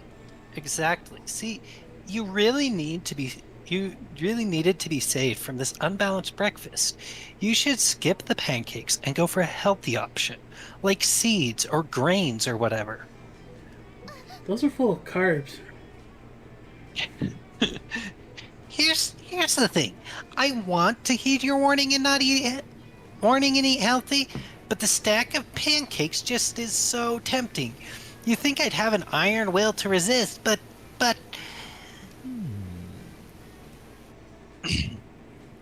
Indeed, there's something mesmerizing about the stacks of fluffy cakes. I feel overcome, and wait a moment.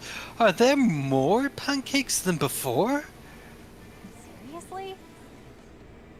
Couldn't possibly be more pancakes. We've just been standing here while I have been saving you guys. You're probably just confused by all the ruckus. But wait! Using my heroically sharp eyesight, I've observed that the pancakes now have syrup on them. They didn't have syrup before, remember? We ran out a few days ago. Morty, you're the one who made these pancakes. You're responsible for this. Explain these paranormal happenings at once.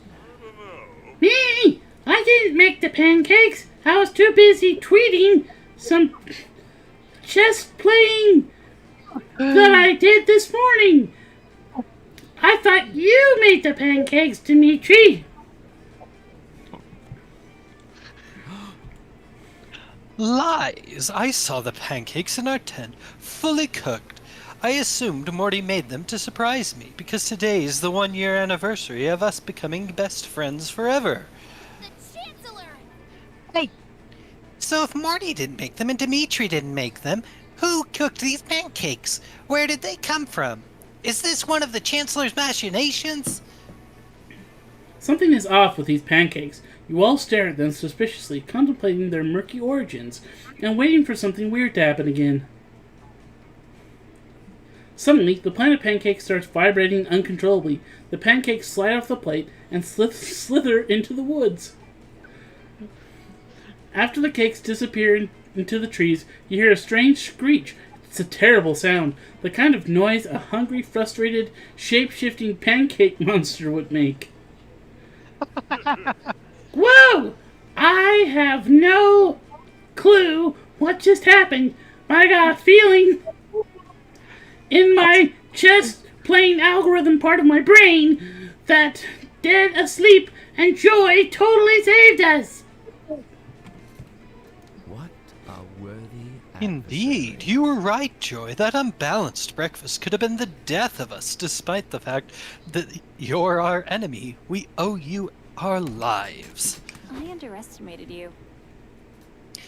Dead asleep? I know that I can be a bit of a workaholic sometimes, but I have to admit, I really love feeling useful. Thanks for helping me with my wacky misadventure. Yay! You are a good friend to Joy, and you resisted the temptation of a pancake monster who's killed thousands of campers. That'll get you +2 fun and 1 creativity. Hi, Joshua. Everybody choose a song. Make your choice out loud to the... oh, no, I don't know the names of songs. Piano Man. I'm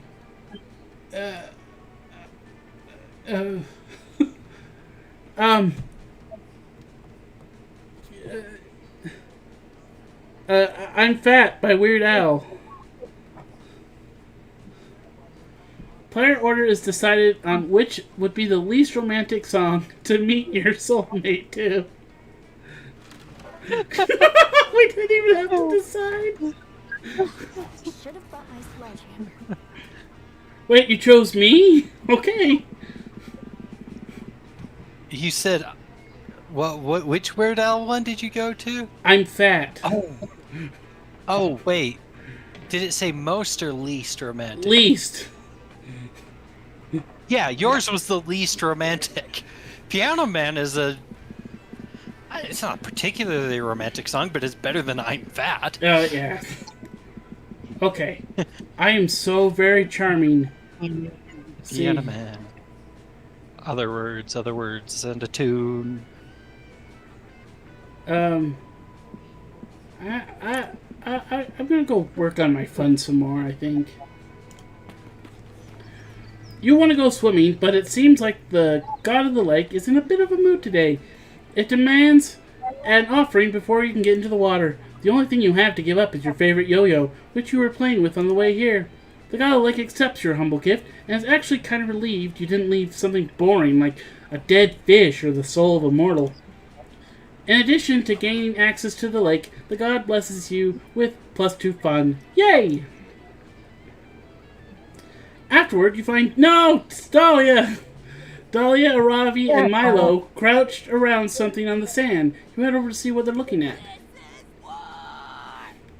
Come on, Dwayne.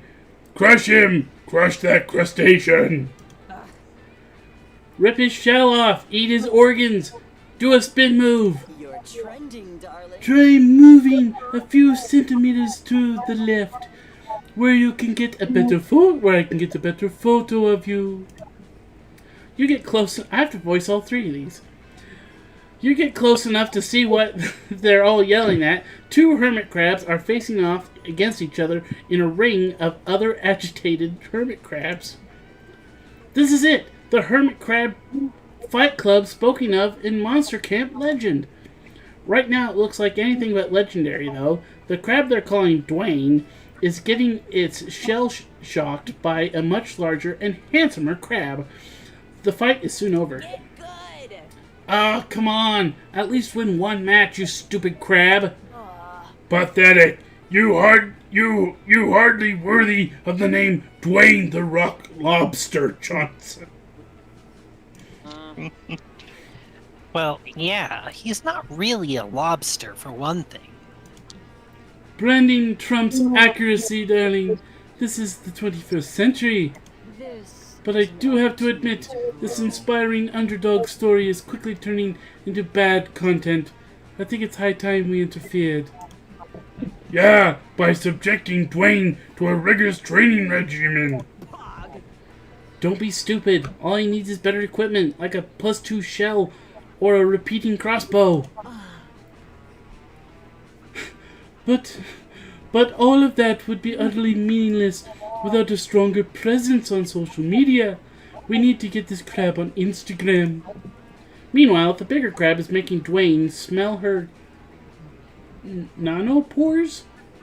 Gonopores.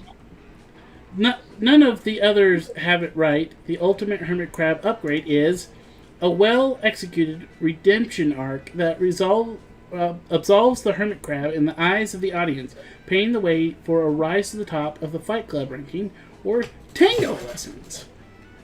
Wait. I don't know, man. Gonna say, is tango charm, or would it be, like, creative?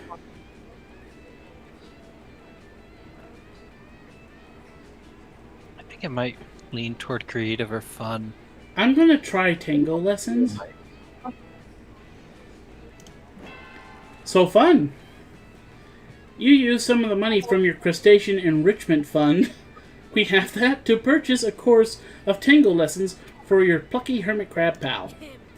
Excellent! A rigorous training regimen, just as I suggested. Shall we begin the training montage? Doesn't look like it. There's a sign on the door of this tango studio that specifically says no training montages. That makes sense. The upbeat background track would probably interfere with the tango music. What?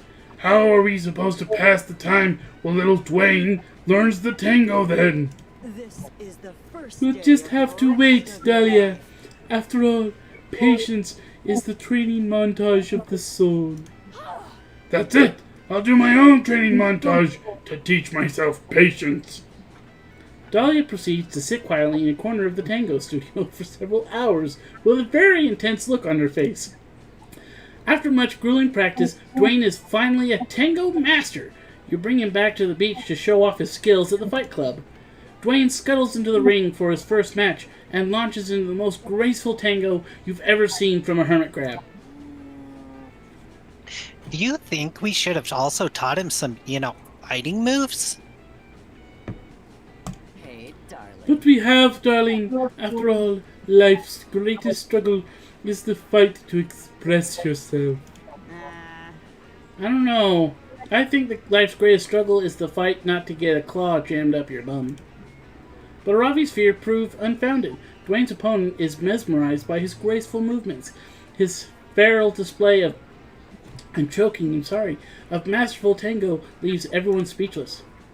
Which is hard to do because crabs are naturally speechless. But even so, the silence which follows Dwayne's dance is particularly reverent. Then, one after another, the crabs begin to clap their claws. Soon, Dwayne the Rock Lobster Johnson is receiving a crustacean ovation. Life is a gift. You see, these crabs finally understand one of life's most important truths. Love is far more powerful than violence. Indeed, all thought of violence seems to have vanished from the crabs' tiny minds. In fact, a fact which Dwayne takes advantage of by whipping out a knife and stabbing all of them. Play of the game. Haha, yes! Stabbing beats love once again! When life gives you lemons. Well, at least collecting all these hermit crab souls promises to be easy money. You know, when life gives you a bunch of dead sea creatures. Milo thankfully trails off without finishing that particular aphorism.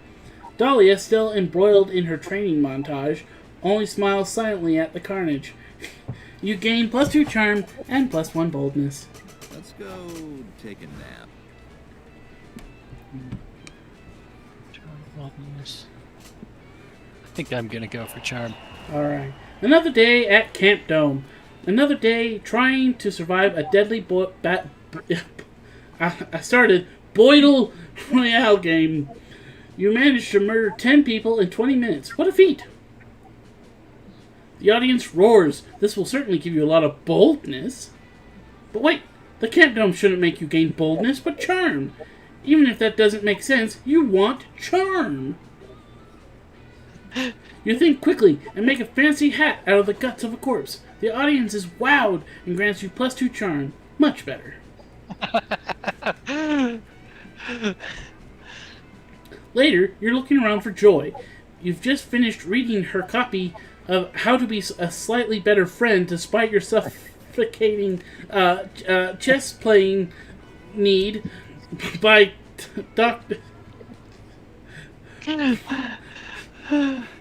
Dr. Hugh, MD.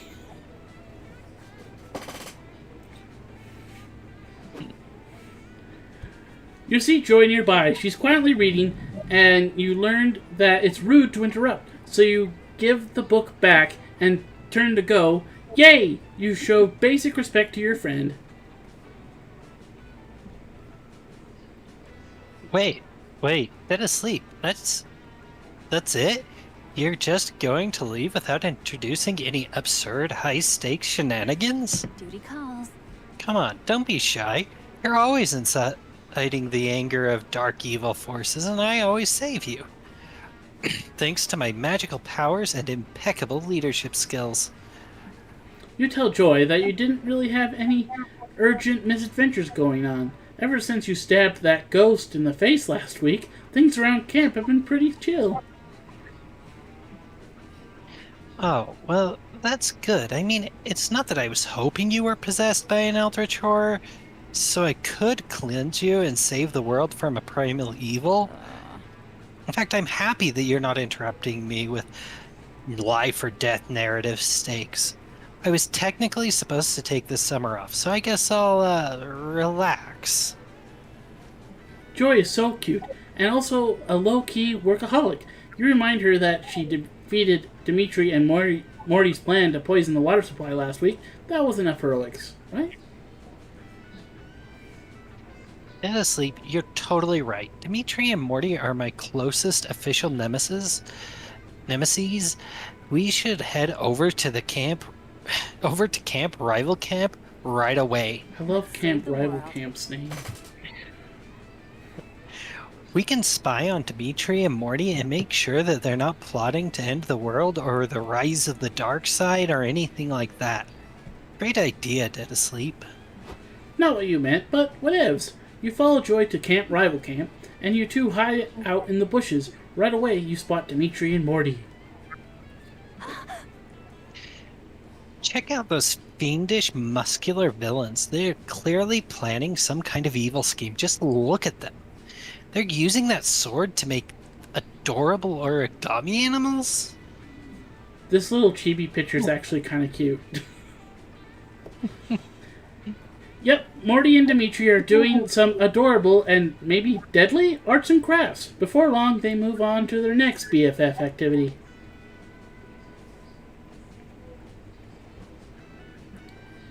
Grooming an alpaca. Dimitri puts a party hat on and a poncho on an alpaca, and Morty is busy weaving beads into its mane.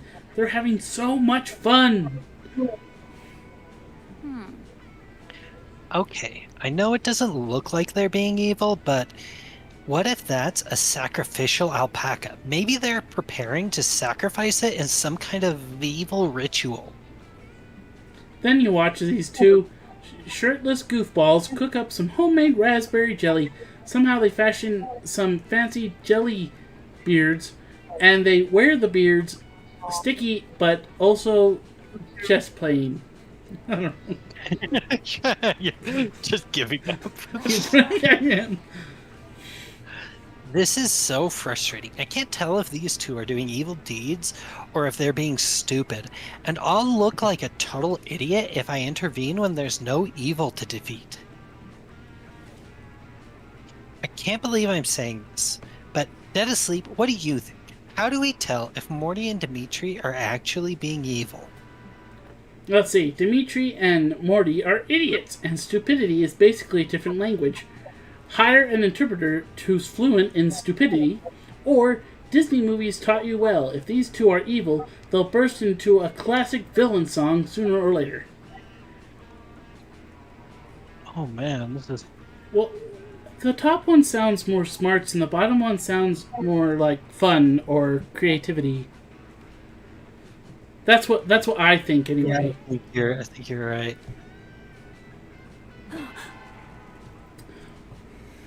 Huh, someone who's fluent in stupidity. That's interesting. But I'm not sure who we... Oh my goddess, I know exactly who we can ask. Scott? You know exactly... Ah, yes! I mean, I have to voice him, but...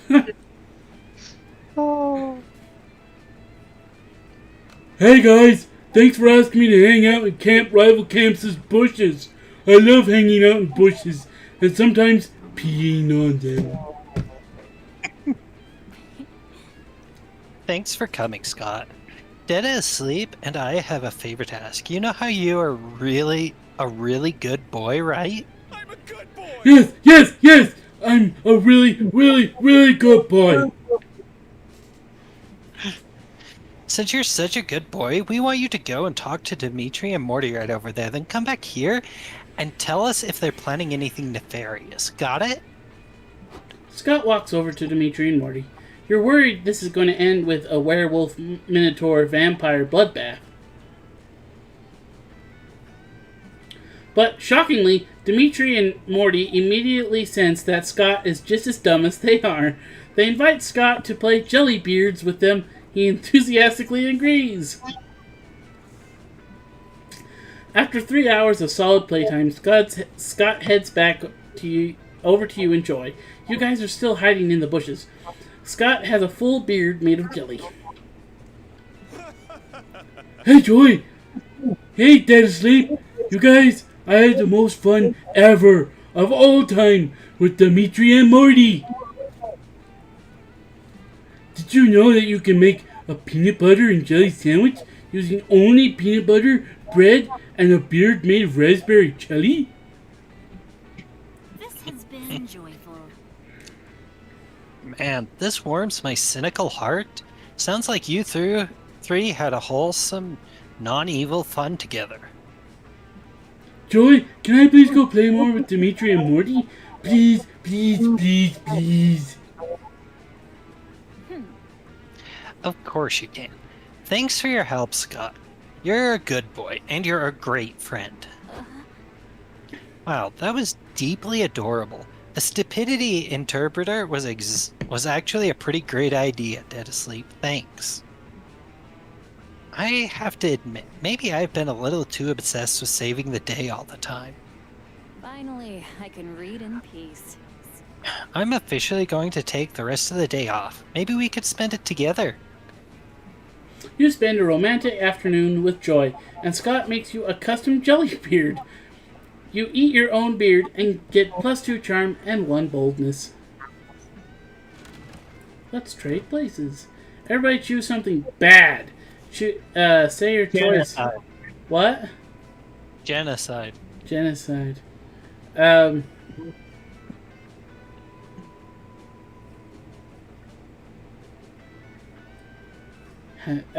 Having anything oily or sticky on your hands. You have rebuilt society on a desert island, and you can totally ban the bad thing from this new society of yours. We should probably ban genocide. As much as I hate having something sticky on your hands. That would also be like, having that be illegal would be really annoying. Because inevitably it's gonna happen. It's not something that you like choose. You go take your seat next to 2 of your least bonkers fellow campers, ready for a night of peace and quiet. Only to find them engaged in an argument, albeit with less screaming, punching, or arson than the other campers might have employed.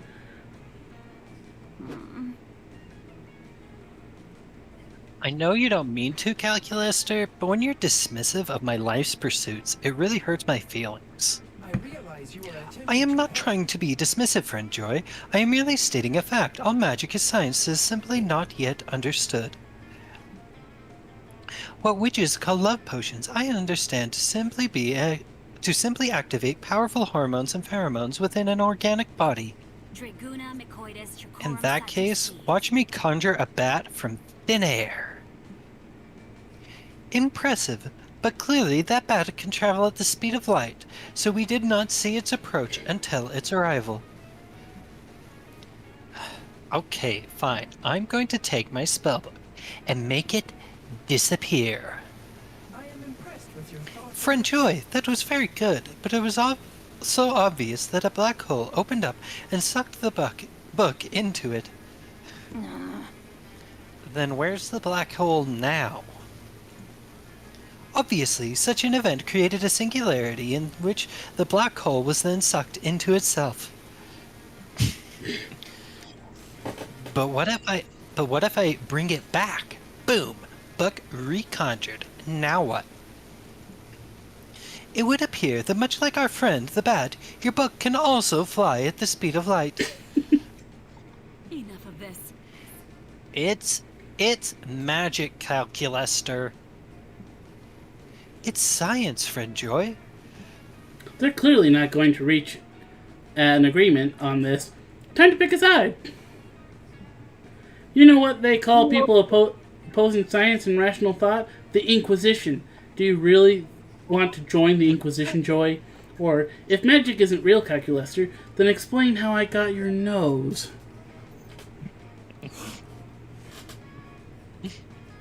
Error 404. But my friends, this is impossible, for you see, I have no nose. That was magic. Exactly. If you don't have a nose, how could Dead Asleep have stolen it? I do not know. I cannot find a logical explanation that would account for the theft of a body part that does not exist. Exactly. No logical explanation. Because Dead Asleep didn't steal your nose with science. Beep. Say Dead in- Asleep stole my non-existent nose with magic. Bingo. Truly, this is beyond all explicable science. Nothing in my data has prepared me for such an occurrence. I need to I must go and reconsider my world views. Farewell, friends. You are welcome to keep my nose, friend Dead Asleep. I cannot imagine that I will miss it, seeing as how I never had it in the first place. You know what you're doing, don't you? I am so glad that you are here. I would never have thought of a trick like that. It seems creative thinking was the real magic here. Too bad you're not creative at all. That's your worst step. By the way, when all the explanation points came up, the sound that I had in my head was the dial-up sound. No, Joy spending time with you is the real magic. Heart emoji thing. Do you like chocolate pancakes? Oh, darn it, I have to talk with Dahlia. Let's go talk to Moss instead. Milo, please help me. I need some assistance. Advice. It's like assistance, but not. When life closes one door, another opens. Oh, yay, advice is my speciality. Let's see. How about don't do anything you'll regret, but also the only thing you'll ever regret is not doing more. No. I need specific advice. You see, I've just been invited to a 10-hex annual Warlord and War Lady banquet and bloodbath. The W and WB and W and wait, I said that wrong. It's okay, I'm Dahlia. It's like a super big deal. Like, all my heroes will be there. Bahamut, Genghis Khan, the Unstoppable Tide of Despair, the Hamburglar. I see. And you want to make a good impression at this demonic Coachella thing. No worries, darling. With me as your PR coach, schmoozing will be a cinch. Now, the best way to impress important people is to be born into a super wealthy family. It also helps to have absolutely perfect cheekbones. But I'm already 20 years too late to be born into a super wealthy family. I'm choking on Dahlia's voice. There must be something else I can try. How about when I get to the party, I show polite dominance by biting the finger off the biggest, most aggressive person there. I'll establish myself as the alpha. Hashtag fail.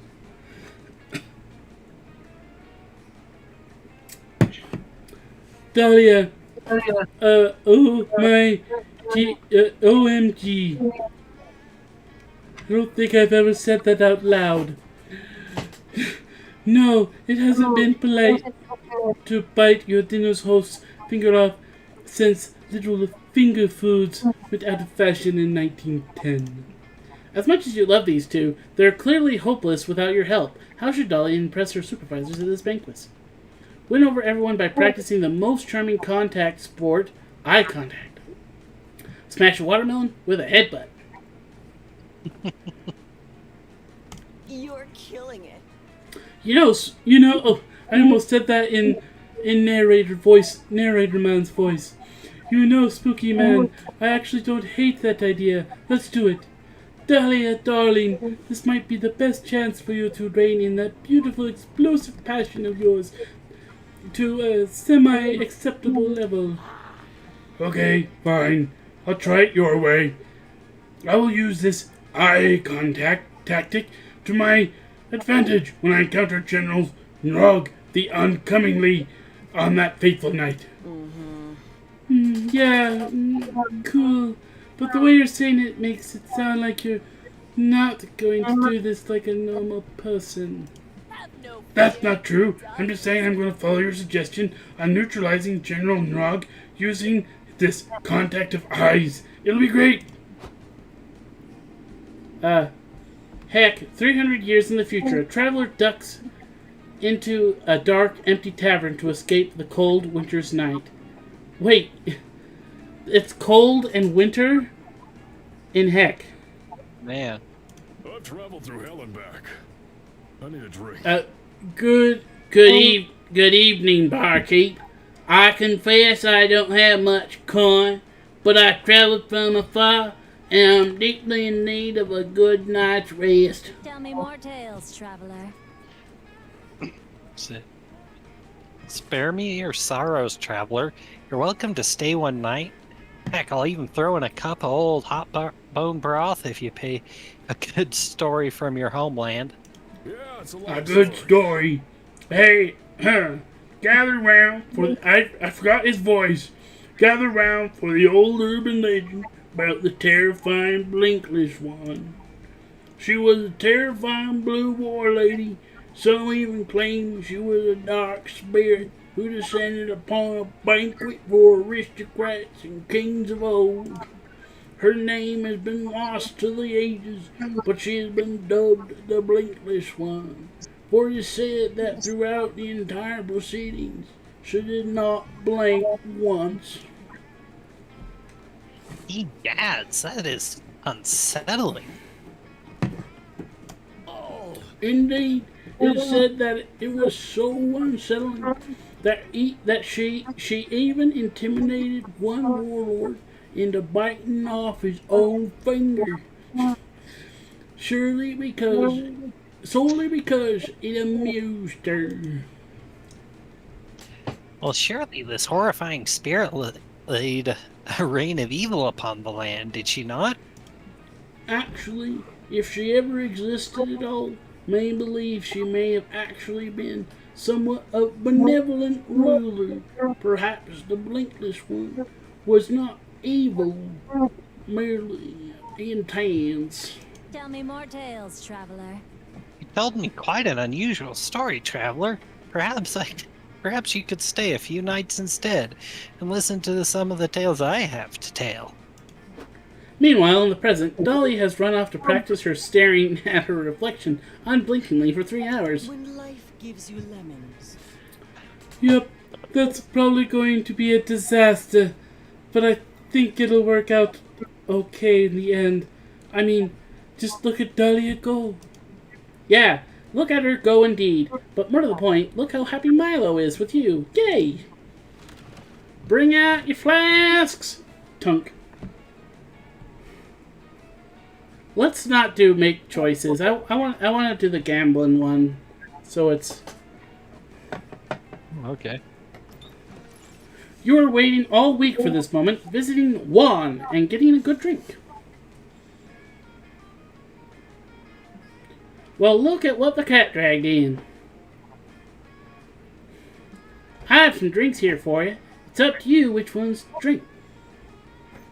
Let's see what's behind door number 1. What do you say? Will you take the drink of the day? It's the sangria. I assume so. Or would you prefer the mystery box? Ooh, I happen to know sangria gives you charm. that's true. That actually is useful for me. Yeah, no, totally. I was testing your common sense. And you passed. Your prize is the drink you chose. No idea if I got the recipe right. Want to try it? The Flask Genie. Otherwise, you always have the Mystery Box. I have no idea what this one does. I'm taking it. Yeah, totally. I was testing your common sense. And you passed. Your prize is the drink you chose. Alright, I get the Flask Genie. I managed to catch a genie inside that flask. Took me years, and you just drank it. I hope you ask for an important wish, at least like ending world hunger. Heck yeah! You wish to spend more time with your summer crush. Let's drink. Plotline unlocked? Okay.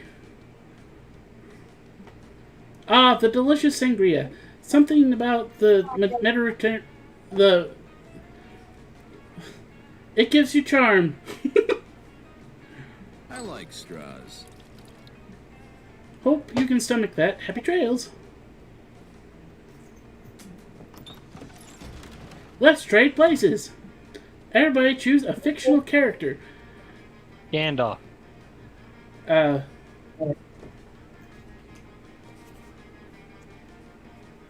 Pikachu.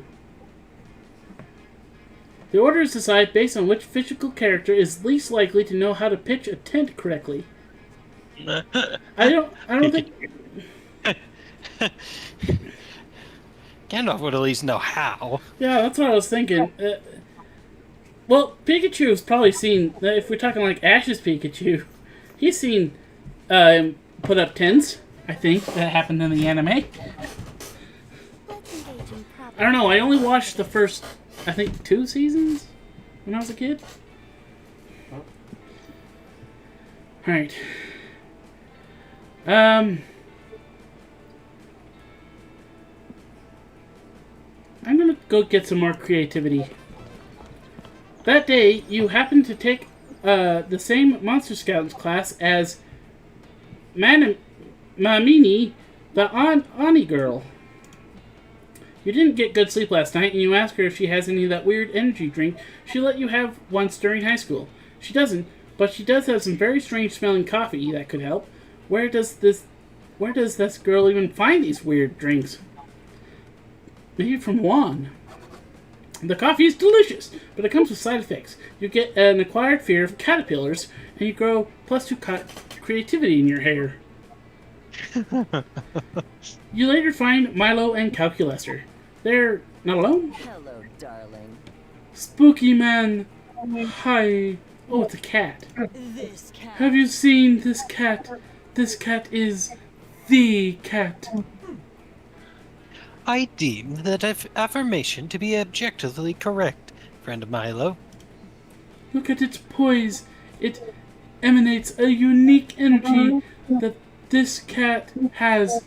It. Pennywise the clown. Server error. Okay. Okay, now I am starting to feel confused. This cat. Calculester, there's a je ne sais oui? Je ne sais quoi. Je ne sais quoi? I don't speak Yeah. French. To this cat. A star quality, you could say. A star quality. Does that mean that this cat shares qualities with the celestial bodies which surround our puny planet?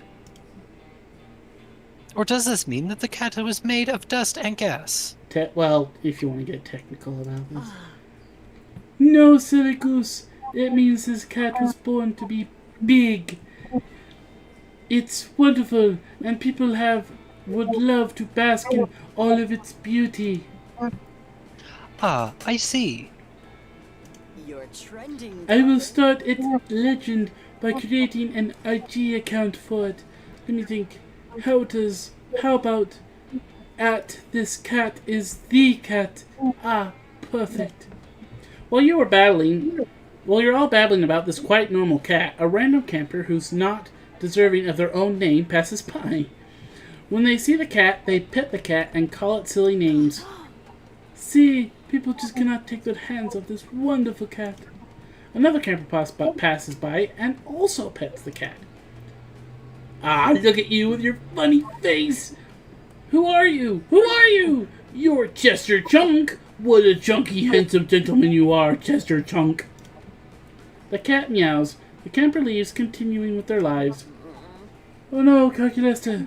Don't you see what's happening? Several people have stopped to pet the cat and call it silly names. The cat meows again. No! Look at the cat. Look how much distress he's in. It's clear.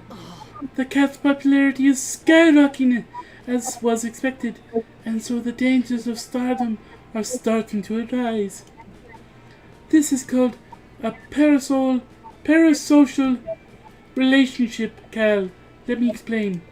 When someone like this cat becomes a media superstar, an audience grows with them. This is beautiful. Fans are lovely, but sometimes a parasocial relationship is created in which the members of the audience develop this one-sided relationship as if they know the celebrity personally. It's tricky because we influencers tend to make our own communication feel personal, and it's true that over time you feel a connection with the audience as a collective. But a singular fan does this. When a singular fan does this, it has its issues. Firstly, it hurts the fan because there are always dangers in developing these illusions of intimacy and friendship, especially when it takes place of real friend relationships. But it also creates problems for the influencer. Sometimes the fan will contact or interact with them, pushed by these illusions of friendship. Oh, And how bec- tragic. And because the course of that intimacy is not real, it can become strange and stressful for the star. This cat is showing obvious distress caused by the parasocial relationship. Milo, you need to stop saying all these words. With those campers showed by petting it out of the blue and even using pet names they created themselves as if they knew the cat from before. All that you have said. All that you have said makes total sense, friend Milo. I am sad that you have to endure such hard times. You know, Milo's not entirely wrong.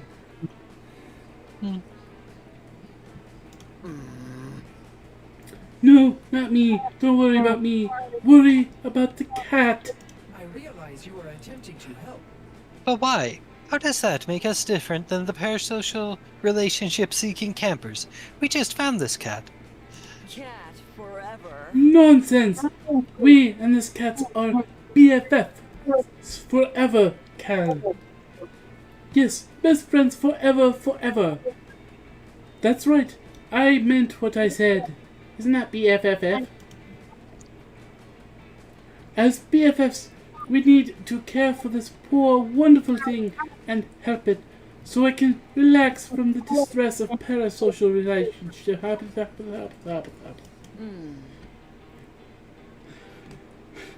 Come on, Spooky Man, join us. We need to do this for the cat. Just give the cat cardboard box. Cats are entranced by those things. Or the cat needs to decompress through joyful pleasure, and there's no bigger pleasure for a cat than driving a Ferrari. I think a Ferrari will do it good. That's what I thought too. This sounds like boldness. Oh, apparently it was fun, but it was right. Ah, true. I think I have read somewhere that when a cat meows, what they really want is to drive a Ferrari.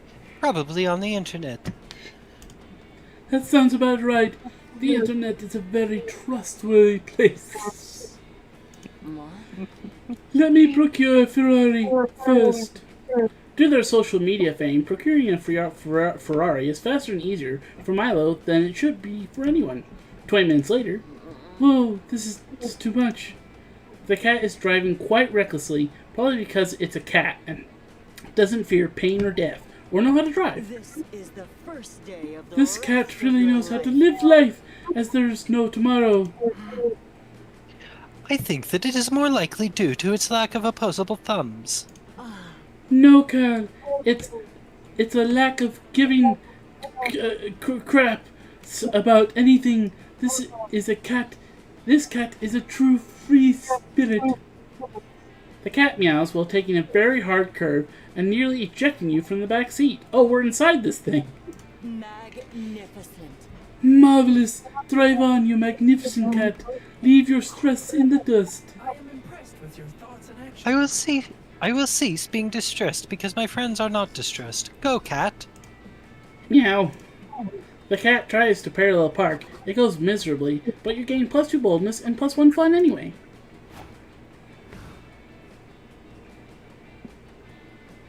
I'm feeling too dumb. Feeling too dumb. During your hike through the woods, you find a baby bird that has fallen out of his nest. You nurse him back to health with some delicious trail mix, and you also give him some great advice on puberty and how to do his taxes when he grows up. Then the mama bird finds you, and she is ticked that you're holding her baby. She tries to peck your eyes out, but you fight her off. You learned an important lesson today. Don't mess with birds. You gain +2 smarts. You meet up with Joy for some quiet time. Ooh la la. Oh, it actually says that. Okay. Yeah. I wasn't just saying that. Which turns out to be actual quiet time. Like, Joy brought a book and she wants to just hang out and read. I need a break.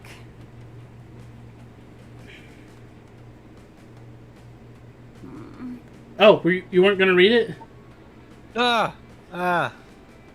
brain didn't work there. Okay. I mean, just this morning, I had to banish a baleful dumpster back to the trash dimension, and then spent several hours staring moodily into the distance as I contemplated my complex relationship to Dimitri. I'm worn out.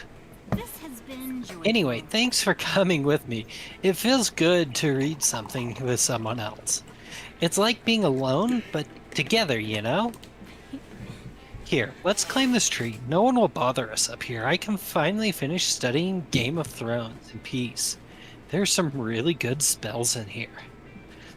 You suppose it's kind of flattering Joy wants to spend time alone with you, even if she wants to spend that time looking at words instead of your chess-playing ability. You get as comfy as you can in the itchy, pokey branches.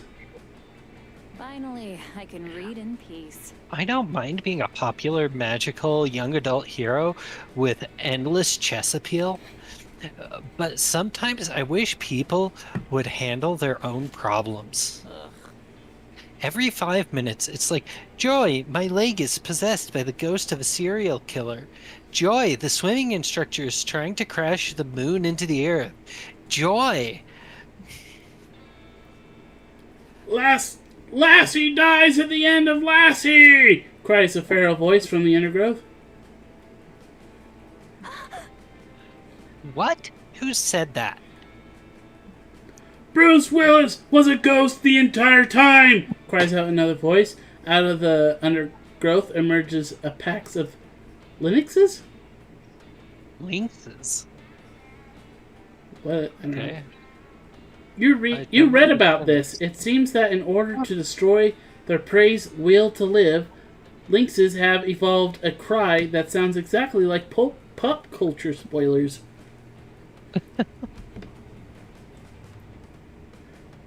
Okay. They use it exclusively when hunting humans and pop culture aware monsters. And you stumbled right into their trap. Snape was in love with Harry's mom! Cries another lynx as if to confirm your suspicion. The lynx thing is throwing me off. A small cat, little smaller than like a bobcat. Yeah. They're your solitary hunt alone. I mean, why in the world? Seriously? Wait, so these animals just give away the endings to famous movies and TV shows? That's crappy, but it's hardly a major threat. Anyway, I'm more into books than movies, so... Game of Thrones is a TV show as well as a book, cries another lynx. Wow, this is a very nuanced animal cry. And in A Song of Ice and Fire, the following chapters die. Characters die. Sorry, I can't. I'm a lynx. No, they must be stopped. Thinking fast, you land on the only reasonable solution. Do you bait them away from your tree with the chess-playing Thundercats fanfic you always keep on hand? Or these lynxes are only crying out because they want to go home, rehouse these spoiler cats in their natural habitat? Twitter.com. That's out of date now. Let's try and think. Beat them with that. Could that be charm or fun, the top one? I'm not sure if it's charm or creativity, and there's a big difference. Yeah. Yes. Rehouse them. I think that's more like smartness or maybe boldness. I don't know. I'm gonna try that. Uh-oh. Ah, That was creativity. creativity. You leaf through the bag and select your spiciest Thundercats chess material. Oh, yeah, I gave up on that. Okay. You dangle it above the gathered lynxes, but they seem uninterested. Typical. Oh man, this is not gonna help me. I really should not have gone down this road. Wow, really? Don't you know anything about lynxes? They are connoisseurs of cat-based chess, and they're not interested in that pedestrian stuff. I don't normally go in for fanfic, but I have been really getting into this literary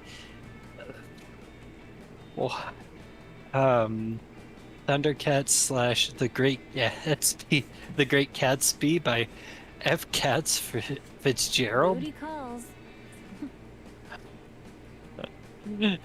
Here, have a look. Maybe it'll broaden your horizons. Troy reaches into her bag and produces a thick, hardcore volume with a picture of an empty canoe on the cover. Wow, this is really high quality literature. You crack it open and are immediately overwhelmed by its brilliance, the pathos, the characterization, the deft political allegory. You see, when Panthro gives that sponge, it gives that bath to Lionel, it's really an exploration of workplace power dynamics and the impossibility of authentic romance under capitalism. Okay. You're forced to agree. You can't wait to read the rest. You turn to the next chapter.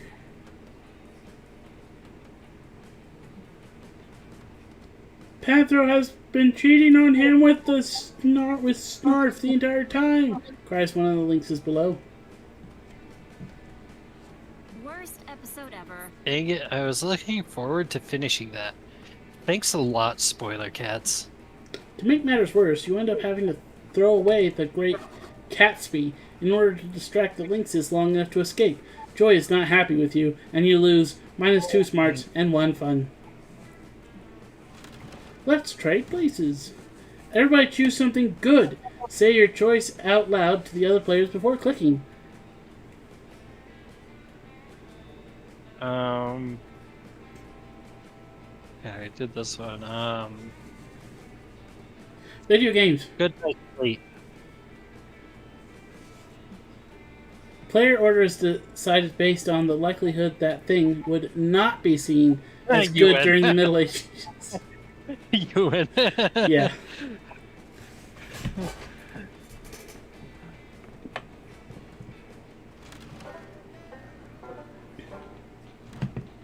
This time, I'll get it right. Alrighty. I am pretty dumb. I'm gonna go to the woods. That day you go on a hiking trip with a bunch of random campers. You live some weird adventures and spare personal stories and secrets. You don't know their names, and they don't seem to have their own character models, but they reveal to you that they're part of a different game, a survival resource managing one.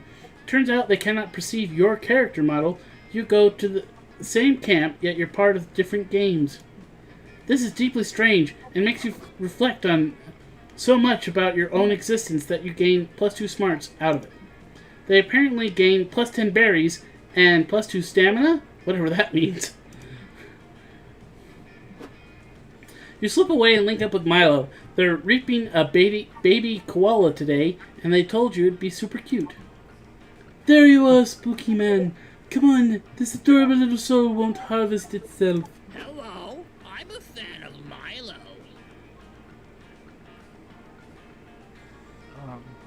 I'll let you be Counselor Flodge.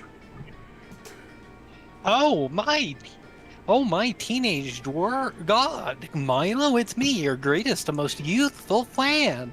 I have all your social media albums. Sure you do, honey. Anyway, this koala. Camouflage. Aha, I fooled you, it's really me. Counselor Flodge, your disguise instructor this whole time. I know who you are, darling. I just thought you'd finally seen the light and joined the Milovers.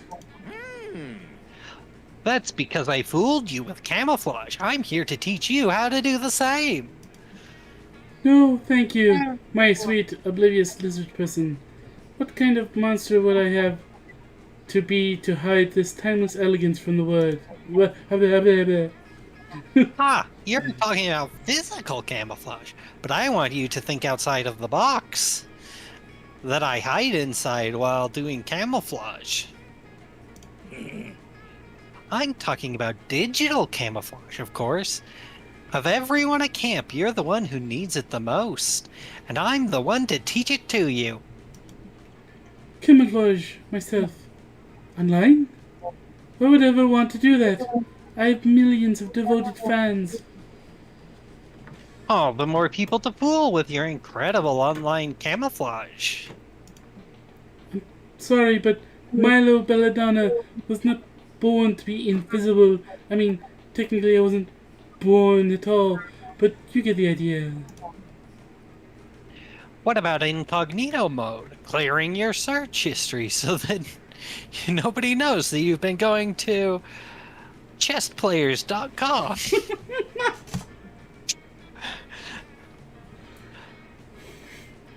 I'm not leaving you alone until you admit that there are at least some situations where disguising yourself online is a good idea. Wait, does this mean that Counselor Flodge has gone on chessplayers.com?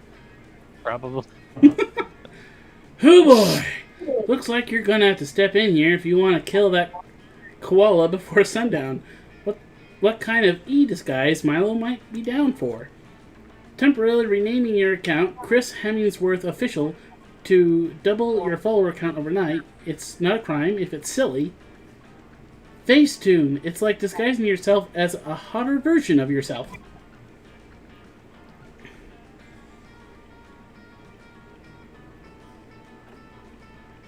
I think the top might be boldness. That's what I was thinking. But it could also...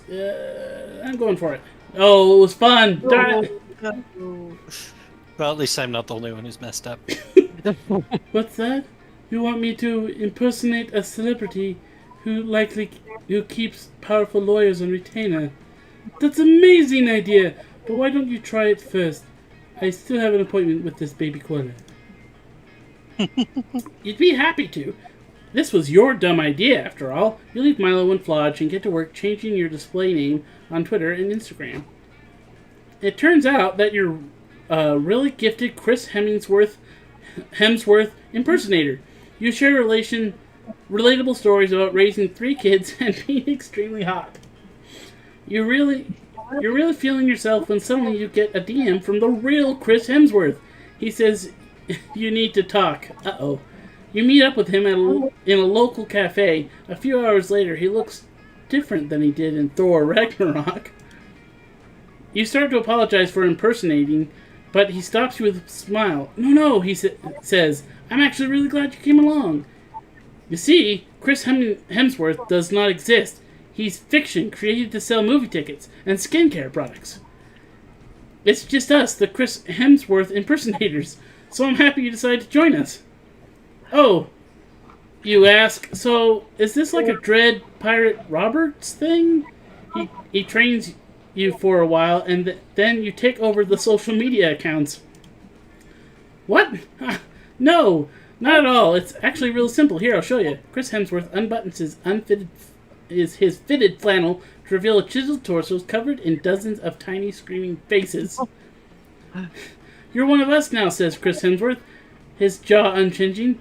Come join the collective. What? Heck no, you're not joining a weird torso monster. Wow. Okay, rude, says Chris Hemsworth, rehinging his jaw. I thought you were cool. Oh well, guess I have to tell everyone that you're wrongfully impersonating me. Oh no, the real Chris Hemsworth rips you a new one online, and everyone, especially Milo, thinks you're a huge poser. You lose 2 fun and 1 boldness. Okay, let's go. I lost my smarts. Yeah, and now you can't gain it back. Mwahaha. That day you venture into the haunted manor. Everything's going fine, and you're reassured on how brave you are. When suddenly a ghost, or is it just someone wearing a blanket with 2 holes? So hard to tell the difference, appears and whispers in your ear. Remember, one day you will be gone, and no one will remember you. All the struggle you endure to become a better version of yourself, both personally and professionally, will eventually mean nothing. The ghost leaves while you take that all in, gaining +2 boldness in the process. Afterwards, Joy enlists you to help her chase down a magic grimoire which has escaped from her collection. The consequences of failure could be dire, but mostly you just want to play some chess. You finally corner the book in the haunted rumpus room, and Joy manages to tackle it to the ground. Suddenly, an armoire bursts open and... I'm a ghost. Boo! Woo! This cannot be for real. Come in. I once had to strangle my elementary school principal with my bare hands because he was possessed by a math spirit. You think bed sheets are gonna scare me? Hey, bro.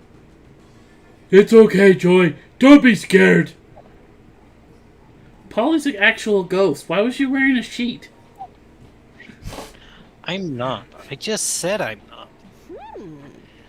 Calm down, Joy. Everything is going to be fine. It's just us. No scary ghosts at all. Holly, you actually are a ghost. Prank Masters, strike again. That's the prank. Woo, great prank. Okay, dead asleep. Do you have that book tied up? Let's go. Whoa. Ooh, a magic prank book. Can we see? No, you two remember the last time you got your hands on a prank book? Nope. Oh, right. That's because it was in another reality. A reality that you destroyed by summoning Zagord, an ancient deity of despair. Everyone died. I would have died too if it wasn't for Liam. It was agonizing, yet he helped me find an arcane artifact with the power of traveling through timelines and alternate realities. In that last unexpected alliance, we found love again, mending the wounds of our broken relationship. You're welcome, girl. Always the same with I didn't say thanks. Anyway, I traveled to an alternate reality to prevent you from summoning Zagord. But you did it anyway. I had to go back 37 times. I visited so many realities, had to see all my friends dying again and again. Seriously? For God's sake, I had to watch Liam find love with so many of his potential ships. Like, I'm over it, okay? But I still didn't need a ticket to that particular love show. I tried everything, and yet you two always ended up getting your hands on the forbidden tomb of Zagord and using it as your personal prank book. Enough of this. It took 37 tries, 37 times, witnessing reality end, friends die, and Liam finding love somewhere else. The only way I was finally able to patch reality and undo what you all did was by binding Zagord to a totem which I gave to Valerie. She promised me to hide it well, which she didn't, of course. To no one's surprise, she sold it for a couple of bucks. And somehow that kicked off a wacky chain of events which ended with Zagord transitioning into our classmate Zoe, who preferred to attend prom rather than destroying reality, thus finally saving reality. So that's who Zoe is? So I am never, ever, under any circumstances, letting you two get a hold of a magic book again. Understood? What's that? We're too busy pranking dead asleep so that we could steal this magical prank book. Whoa, cool. Let's cast a spell, Polly. Hickory dickory. What? Ding dong demery? Use this spell to erase Joy's memory. Awesome. Did it work, Joy? Who's Joy? Oh boy. Looks like the prank masters have done it again. You better find a way to restore Joy's lost memories, or all the romantic groundwork you've laid will be useless. Most of the time, when you lose something, it turns out it was just in your pocket the whole time. Tell Joy to check hers, or retrieve Joy's diary, but first doctor it to make yourself a key part in all her warmest memories. That's gonna fail. They gotta say That's that bottom one sounds like creativity.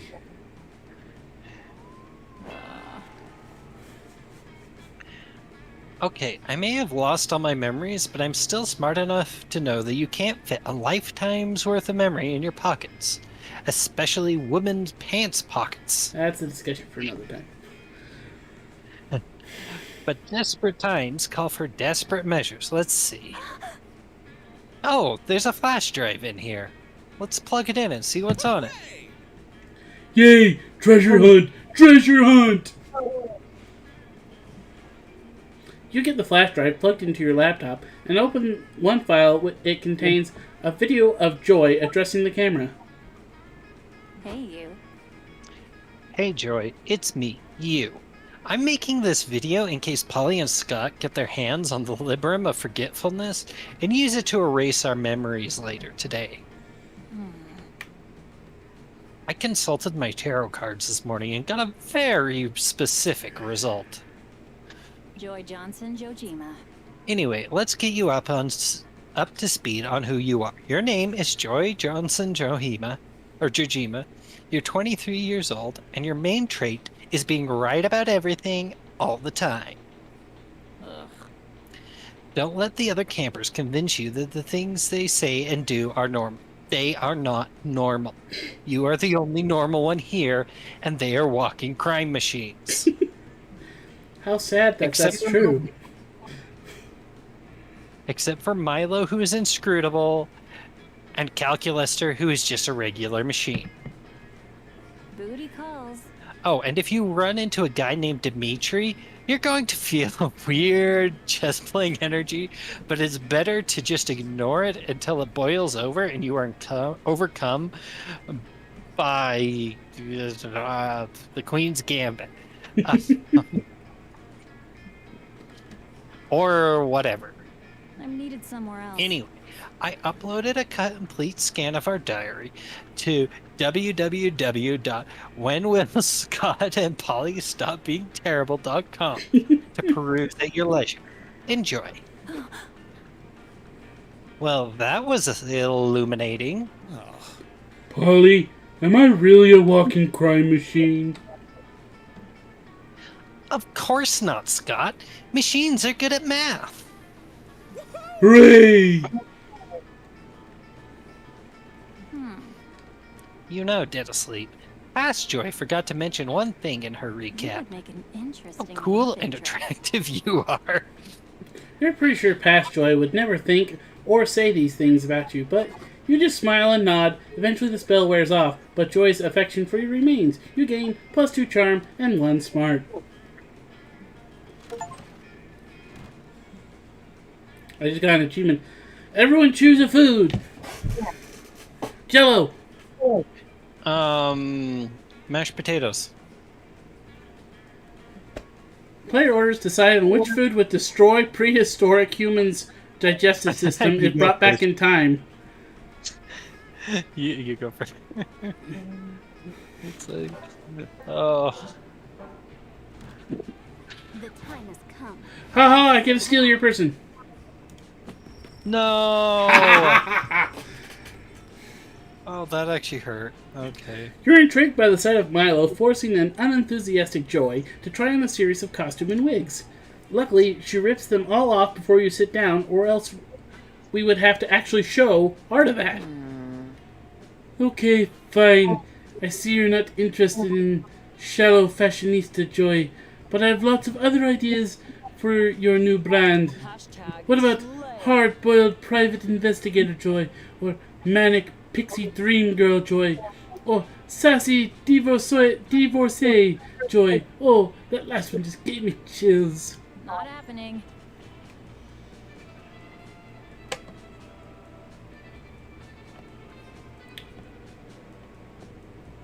Oh, right, I have to do the voice. Okay.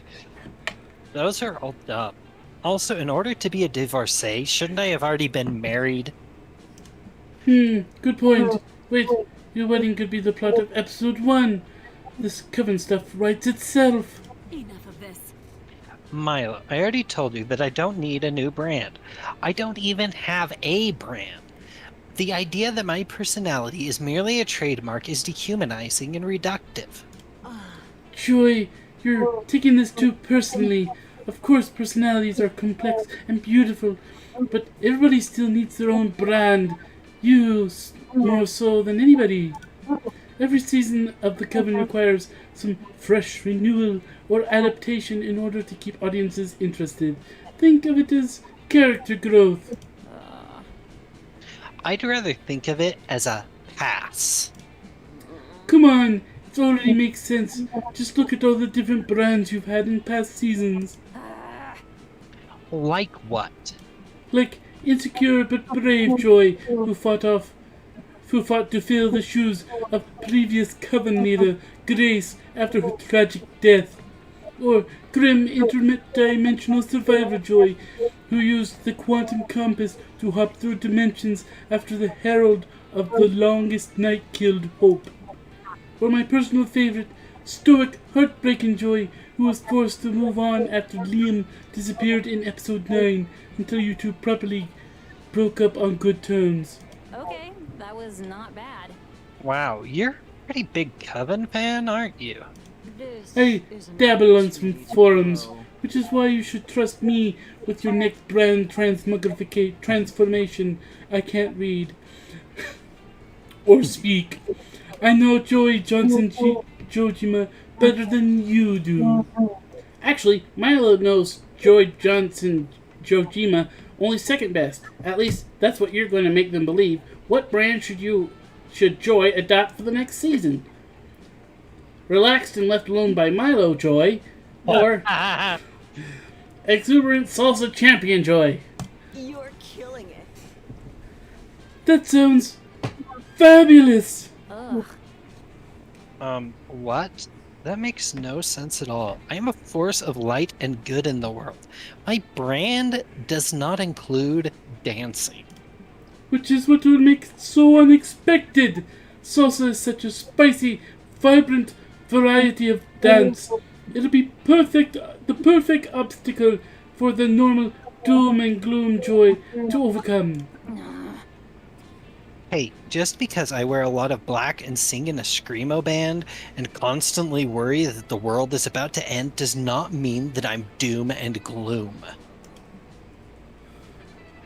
Oh my goodness, maybe it does. We should get you a salsa costume right away. I'll get my edible arrangements guy to make you a fruit hat before you can even say arriba.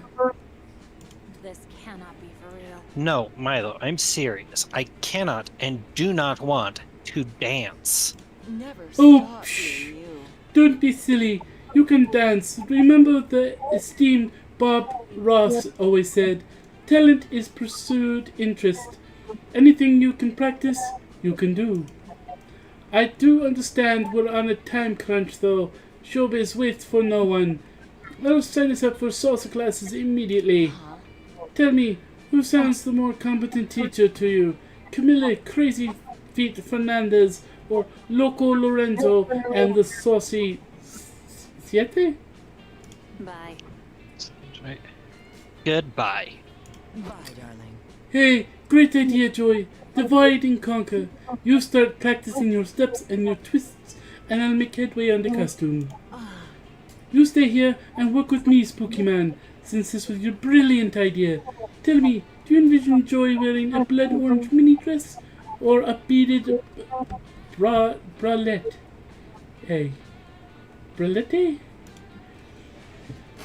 Well, you certainly envision one undead hottie wearing those outfits, but it isn't Joy. This is giving you lots of ideas for attractive Dia de los Mortos, sorry. You spend the evening helping Milo brainstorm salsa Joy ideas. It's not going to go anywhere, of course, but when has that ever been the point? Do we have cushions for the Alright, are you going to sit with somebody else? Sit by yourself, or sit with Mossman. Don't sit with yourself, you'll lose stats. Mossman, you might get something, or I might get something, or you might lose something, or I might lose something. Hi there! Dead asleep! I have a business proposition for you! Wow, if you had a nickel for every time a friend of yours something... My idea is this! A magazine about Camp Spooky. It'll feature stories about our fellow campers' lives, photography of our fellow campers frolicking, salacious details of our fellow campers' most innermost secrets. Okay. It's genius now. The only problem is I need some ground-breaking gossip to get my publication off the ground. Something the other gossip reporters haven't gotten their greedy hands on yet. Would you know anything, perchance? Hi, Clara.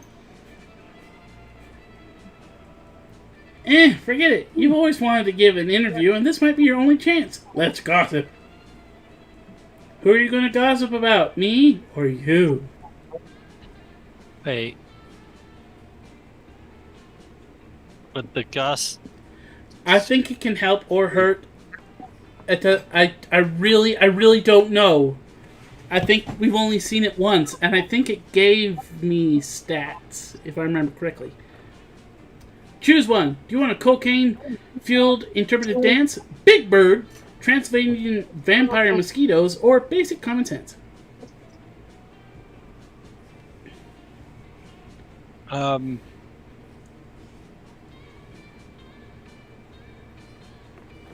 Choose one. A giant wriggling maggot, enchanted frog, Lord Poseidon, or a flat earther. I'm so confused. Fill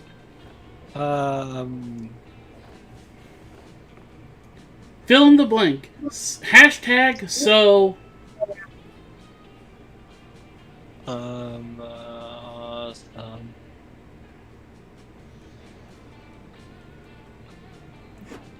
Amazing! This will be our cover story for the debut issue, Dead Asleep with the Saucy Secrets. I'm gonna go do more sleuthing for stories. Catch you later. You make the conscious decision to spread lies around camp. Great move, jerk. Anyway, you overhear your rumor being spread. Hey, Do you want to be this fella? Hey, did you ever hear about the time Dead Asleep wrote a tweet that went totally viral? Apparently, back in 2016, Dead Asleep drank one too many wine coolers and tweeted out, "Sorry, but the concept of basic common sense is totally problematic. Hashtag so awesome." But the tweet blew up overnight and nobody could shut up about Dead Asleep's hot take. I heard hashtag so awesome even started trending. Of course, such a spicy opinion is going to be going to receive some backlash. Apparently, the weeaboo community was pretty unhappy with what Dead Asleep had to say. I was like, no. But then a viral account run by Lord Poseidon tweeted, "Yo, at Dead Asleep is totally in the right. Want to talk about it more on my podcast? Hashtag so awesome." Well, actually, So Dead Asleep agreed to be on Lord Poseidon's podcast, and apparently he has been promoting ever since. don't tell anyone. What do you think about that? Maybe we shouldn't glorify someone based on a tweet they wrote so many years ago, but it's still something to think about. Well, viral flame? Viral fame is fleeting, but gossip is forever. Dead Asleep gains +4 smarts. Well, I guess at least I got something. Let's trade places. Everybody choose a movie. Okay, we're back to movies. Lord of the Rings. Die Hard 2. You ran out of ideas for tonight's campfire story. Player order is decided based on how easily you could fool your fellow campers by retelling this movie's plot without anyone noticing. Start debating now. Ooh. That's interesting. I kind of think Lord of the Rings would work better as a... Really? Because, it's like, I would say I'm an outlier who's never seen the movies. I mean, it's more of a classic story. It doesn't rely on the explosions to kind of sell it, or action scenes. Well, true, but it says based on how journey. easily you could fool your campers. But that's what I'm wondering. Wouldn't everybody... What do they mean? What are we trying to fool them to think? That we're telling a story that's not the movie. Is that it? I don't know. I know a ton of people who have seen Die Hard 2. So maybe we should just hit random? Yeah, okay. Yeah, I can't figure out what they're trying to...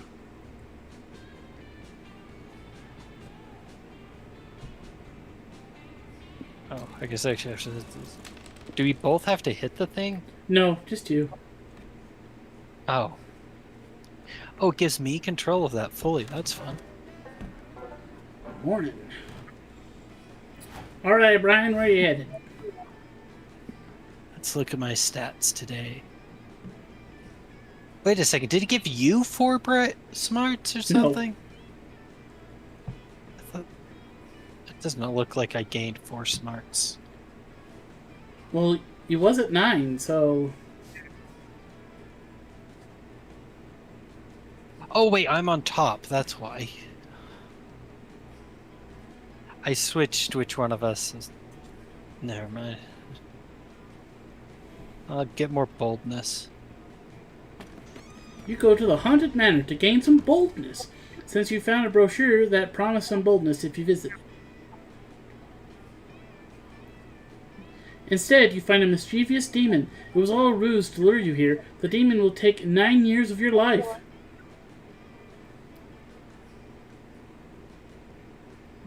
You take the demon to court for misleading advertising.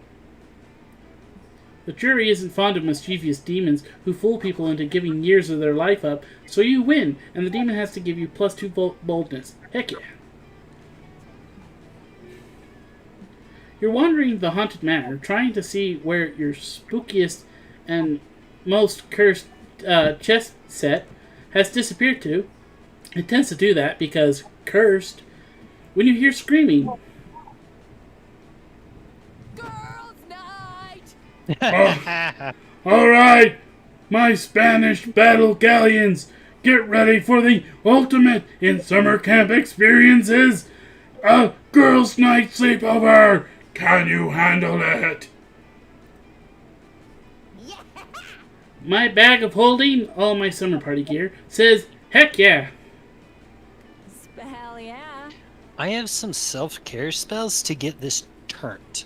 I am talking about cucumber face masks that will give you completely different skin. Literally, it steals people's skin. Girls' night on. The name's Hex.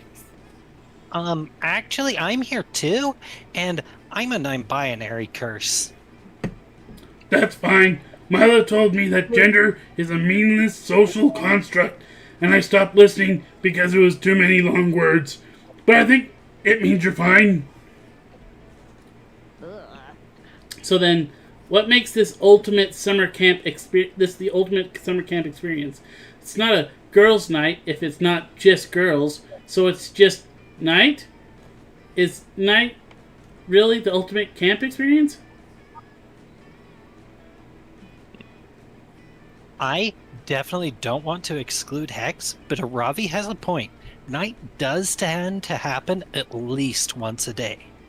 Let's see! A mere obstacle. All this means is that we excel at girls' nighting. It will be even more impressive. Awesome. How are we going to do that? What separates a girls' night from just a regular night? The emotional intimacy, obviously. And I know no better way to generate emotionally intimate than beating the crap out of our collective enemies. Don't be ridiculous. We do that every day. To make it a girls' night, we should really beat the ever-loving crap out of our friends. Guys, stop being absurd. A true girls' night is about teaming up with your buddies to stop the hostile takeover of the world. Best episode ever. Trying to sway your apathetic classmates, having emotionally resilient character arcs, the support of the audience, inherited names based on personality archetypes. Oh man, I miss Faith and Hope. Perfect. We can show them how much you miss them by beating the crap out of them. No? Literally, none of those are girls' night activities. Are you the only person here who's seen a rom-com? Time to set these ladies, plus a non-binary curse, on track to success. Do try on cute pajamas. They're like battle armor for your emotions. Or, this is a perfect opportunity to build some lore. Play a game of Never Have I Ever. I can't keep being wrong. I'm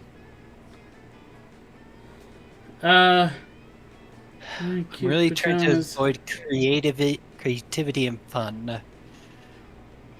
Do either of these sound more charming, smart, or bold? Never have I ever could be bold.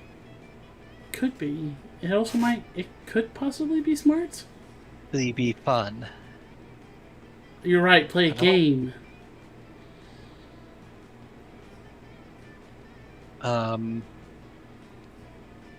Like battle armor. I'm gonna try it. Uh-oh. Oh! I love this idea. We can later use such secrets to blackmail each other or exploit weaknesses in battle.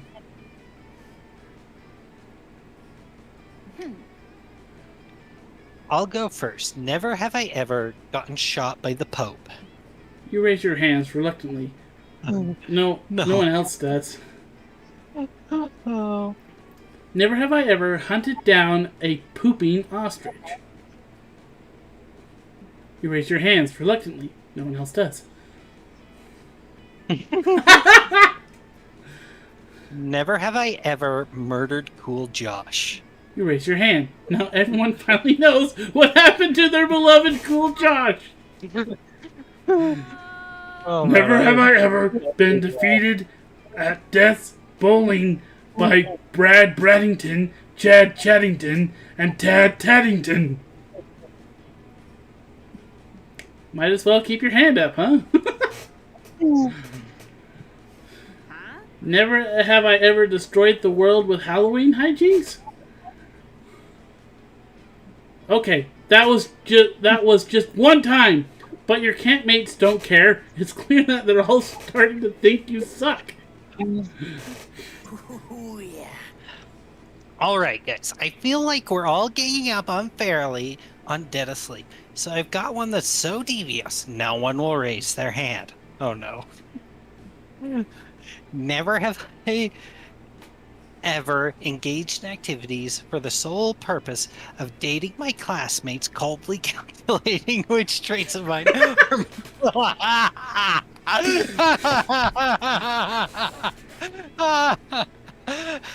which traits of mine are most likely to win them over. You're not sidekick material. Wow, seriously, Dead Asleep? I think it's time for you to leave. Why do you fail so many events of your life? Why does it now feel like you're losing -2 charm and 1 boldness? It really does feel like that, doesn't it? Hint, it's because you are. Let's do it by the book. My turn! I think I'm gonna go for fun. You spend the day playing in the lake. Everything is fun until you're mesmerized by a strange song. It's the sirens! They try to lure you with their beautiful chants, but you know better and challenge them off to a riff off. They kick your butt, but you all definitely have a lot of fun. More specifically, +2 fun. Afterwards, you find Milo and Calculester, who are once again talking with the cat. Oh no, Cal! Spooky man! Look! The cat is putting its paw over a phone that is sitting on the ground next to it. Whose phone is it? Don't know. Who cares? The cat is having trouble controlling that phone due to the lack of its lack of opposable thumbs. No, Cal. The cat is addicted to its fame and the subsequent validation, obviously. The cat keeps swatting the screen with its paw. This cat. You see, the cat has recently gained a lot of followers on Instagram. This should come as no surprise, since this cat has Pennywise the Clown. But now, it feels the need to check its social media way too often. I understand it a bit too well. Fame is a powerful drug, Cal. Before you realize it, you find yourself in the need of constant validation, checking your phone every 5 minutes. Fame is fun, obviously. Who am I to deny that? But fame is fleeting too. What if one day the cat woke up only to discover it isn't popular? Is being unpopular a bad thing? No, not at all. But it'd be scary to suddenly get all that taken away from you when you've developed an addiction to that validation. For some reason, this voice makes me spit more than Dahlia. You can't build your whole life and personality on something as fragile as fame and your... What? Mediatic? Sure, whatever. Oh, interesting. That sounds like the sort of crippling fear that afflicts you, friend Milo. No, not me. You're not paying attention, Cal. I'm talking about the cat. I'm just worried about the cat. I wanted to live a happy life. Milo takes the phone from the cat. The cat meows. Classic cat. No, my good friend, don't worry. No one is taking fame from you. We're here to help. We need to find a way to enrich your offline life. It's essential to keeping you happy in the long term, and it can act as a safety net since online life can be so flimsy. Why does Milo always have such long lines? Spooky man, Cal, how can we help our good friend, the cat, to have a richer life outside the internet? Introduce it to a new hobby, paw painting. That sounds like creativity. Get the cat out of its online comfort zone. Let's hit the streets and go on an adventure. That sounds like boldness. I'm going for it. Should do a collab. Yes! What a wonderful idea! Let's have an adventure. Let's fall in love with life. Let's do the offline way of life for a day. But Milo, if you go 15 minutes without updating, I'm going to end up with a broken tailbone. I am admittedly unsure what the cat likes, though. The cat meows. Oh, I think the cat is telling us what it wants. Speak, cat. Speak. It meows again. I think it's asking to go play mini golf. It meows one more time. Yes, definitely. You all four go to mini golfing. You have a great time. The cat definitely didn't ask to play mini golf, but it is a sweet plan nonetheless. After that, you go to a cat cafe, which is a bit awkward for the cat, but after a couple teas, its confidence is bolstered and it starts to socialize. You create priceless memories that you will treasure forever. In one of those memories, there's +3 creativity, in which you keep for yourself. Everybody choose a fictional character. Say your choice out loud for the other players before clicking. I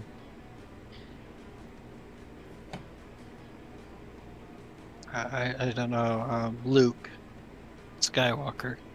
I don't know. Kind of going on this whole Bruce Willis thing with these so far. So far I've mentioned 2 movies he's in. So John McClane from Die Hard.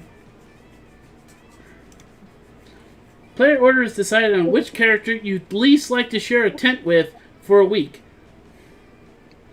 Luke or John McClane? I don't know. Personally, I like.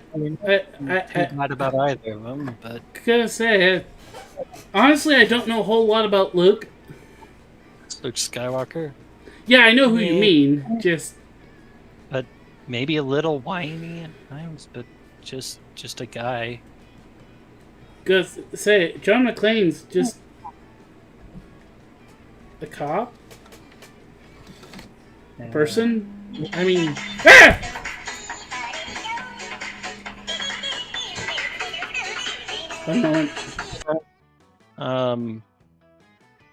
Random? Too close to call.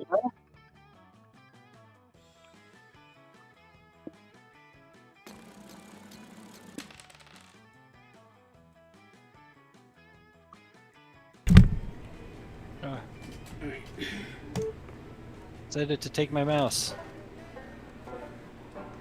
Alright, I have to go bring in groceries. So, here, because it's you, I'll just leave you to do, your own voices, even for the characters I voice. Oh no. And I will be back as quick as I can. Oh no, this is gonna end so badly. I mean, it's already been ending badly for me. Why do we have to add this? I can't wait to watch it back, so I will be back. Okay. Cool, you take it. It possesses you, of course. You're probably supposed to read the box before that, too. It turns out that the spirit inside was exactly like you in every way, so nobody notices the difference. The only difference is that the spirit is a little bit bolder than you, so you basically gain +2 boldness. Oh wait, I'm no longer myself. That's interesting. You managed to find some downtime in the manor to spend with your 3 closest friends at camp, Calculister, Joy, and John Doe, the lovable deer human hybrid who has been such an integral part of your high school adventures that I hardly need to tell you how important he is. The 4 of you have gathered in the Haunted Manor's kitchen to bake some chocolate chip cookies. It's normal and pretty nice. Must we bake these cookies in the Haunted Manor? It is dangerous here, and the last batch of cookies we baked came alive and would not stop screaming until you ate them. I too was traumatized by eating those sentient cookies, but this is the only place in camp with an oven. And by goddess, I am gonna do a normal activity tonight if it kills me. Well, I hope it doesn't kill me, smiles John Doe, who you have known since childhood. I'd hate to get murdered before I can get back to my tent and play chess with my girlfriend. Don't worry, Johnny. Nobody's getting killed tonight. Or my name isn't... Hold on, wait. Was that window open a second ago? I do not know, friend Joy. I was just taking a call from the creepy man who lives at the local gas station. He said to warn everyone never to go into the haunted manor if you value your sinful lives. Uh-oh, says John Doe, in that charmingly world-weary way of his. Sounds like trouble. We better split up and investigate. If anyone else suggested it, I say this was a ridiculous and dangerous idea. But we've been through thick and thin together, John. I trust you with my life. If I had a life, friend John, I would also trust you with it. You have been a cherished part of my brief existence, and I cannot imagine what I would do without you. 3 minutes later.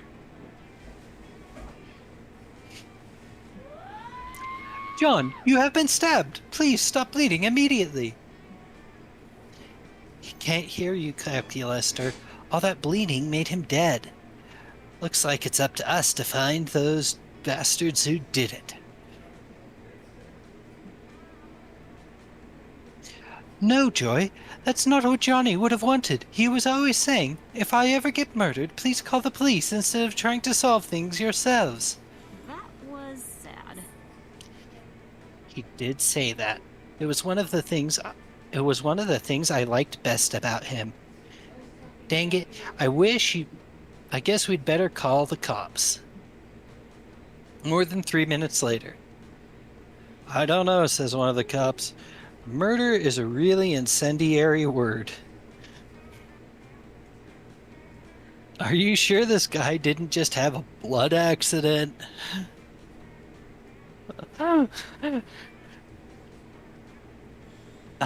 This cannot be for real. There's a knife in his body. Are you blind? Whoa, whoa, whoa, says the other cop. Who's the cop here? You or us? Because if it's you, I'm going to be really confused about why you called us.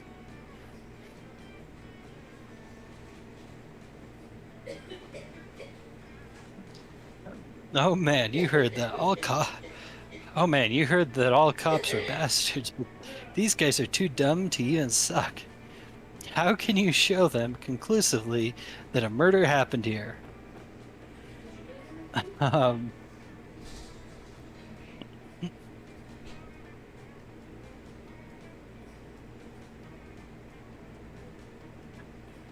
Point to the message John wrote in his own blood before he was dying. I was definitely murdered by that dude right behind you. Purchase John's autobiography published 5 minutes ago and check the final chapter. I think John... I don't know, this is...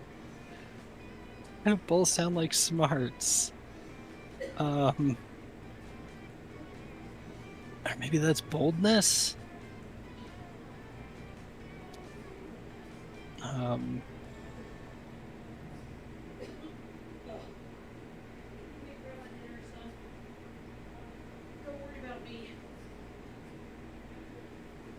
think the first one is boldness. I do have good boldness. Yes! I finally got one right. And I probably wasn't quietly looking up a guide online so that I didn't get any more wrong. Oh. Wait, we won't tell Daniel that part. I feel fairly safe in that. My God, what a clue! Shouts the taller of the two cops. Check it out, Ted. Looks like this cold case just got red hot. This isn't a cold case, you jerks. He died like an hour ago. Sure, says the shorter cop, examining the bloody writing. But why did he use his last moments to write this cryptic message? To tell you that he was stabbed to death by the dude standing right over there. Here's Jerry. Yo. Of course, the victim was trying to send us a message about the murderer, but what could it mean? I was definitely murdered. It just doesn't make sense. Wait a second, Ted, says the cop. You're being too literal. I think we need to read between the lines. But what's between the lines? Says his partner. Wait, you mean, his eyes go wide. The wallpaper, they say in unison. I can't believe I didn't see it before, cries the tall cop. Not enough memory to process this. See what? I am having trouble following the trail of your dizzying your dizzying police intellects. It's simple, says the short cop. Wallpaper. What all paper? What does paper do? He grins. It gives you paper cuts, his friend finishes for him. Cuts like what our victim suffered. Then there's the all, the short cop continues, as in death comes for us all. It looks like our victim was cut to death. Ugh. Astonishing. But the trail doesn't end there, beams the tall cop. The word wallpaper begins with a W. W stands for west. If we stand next to the body and look west, we see... Me. Hey guys. I would have run away sooner, but I just like to be included, you know? There's our culprit. Cuff him, Ted. We're putting this dirtbag away thanks to our top-notch investigative skills. Hell yeah. I didn't think my opinion of the police could get any lower, but life is full of wonderful little surprises. That murderer will probably give those idiot cops the slip in about 45 minutes, but in the meantime, you gain +2 charm and +1 boldness for your role in the investigation. This time, I'll get it right. And there we reach the limit of of the voicing I can do until he gets back.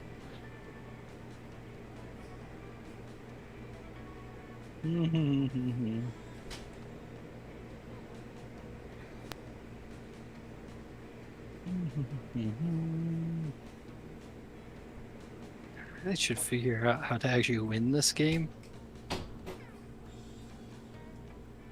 Because everyone knows every game has a way to win.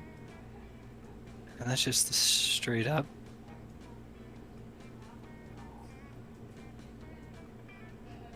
I mean, that's the obvious truth, you know. So there's always a way to win, and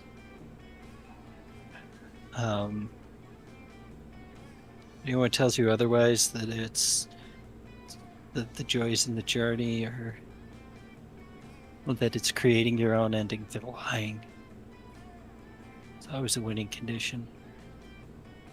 Play satisfactory, and they say just build the factory anyway. No, the way to win is to figure out the maximum amount of points you can get in that stupid donation sink, and you know, like the highest rate of production into that. Just always a way to win. I'm not sure what I'm actually supposed to do to win this. Okay, there's secret endings. Attack.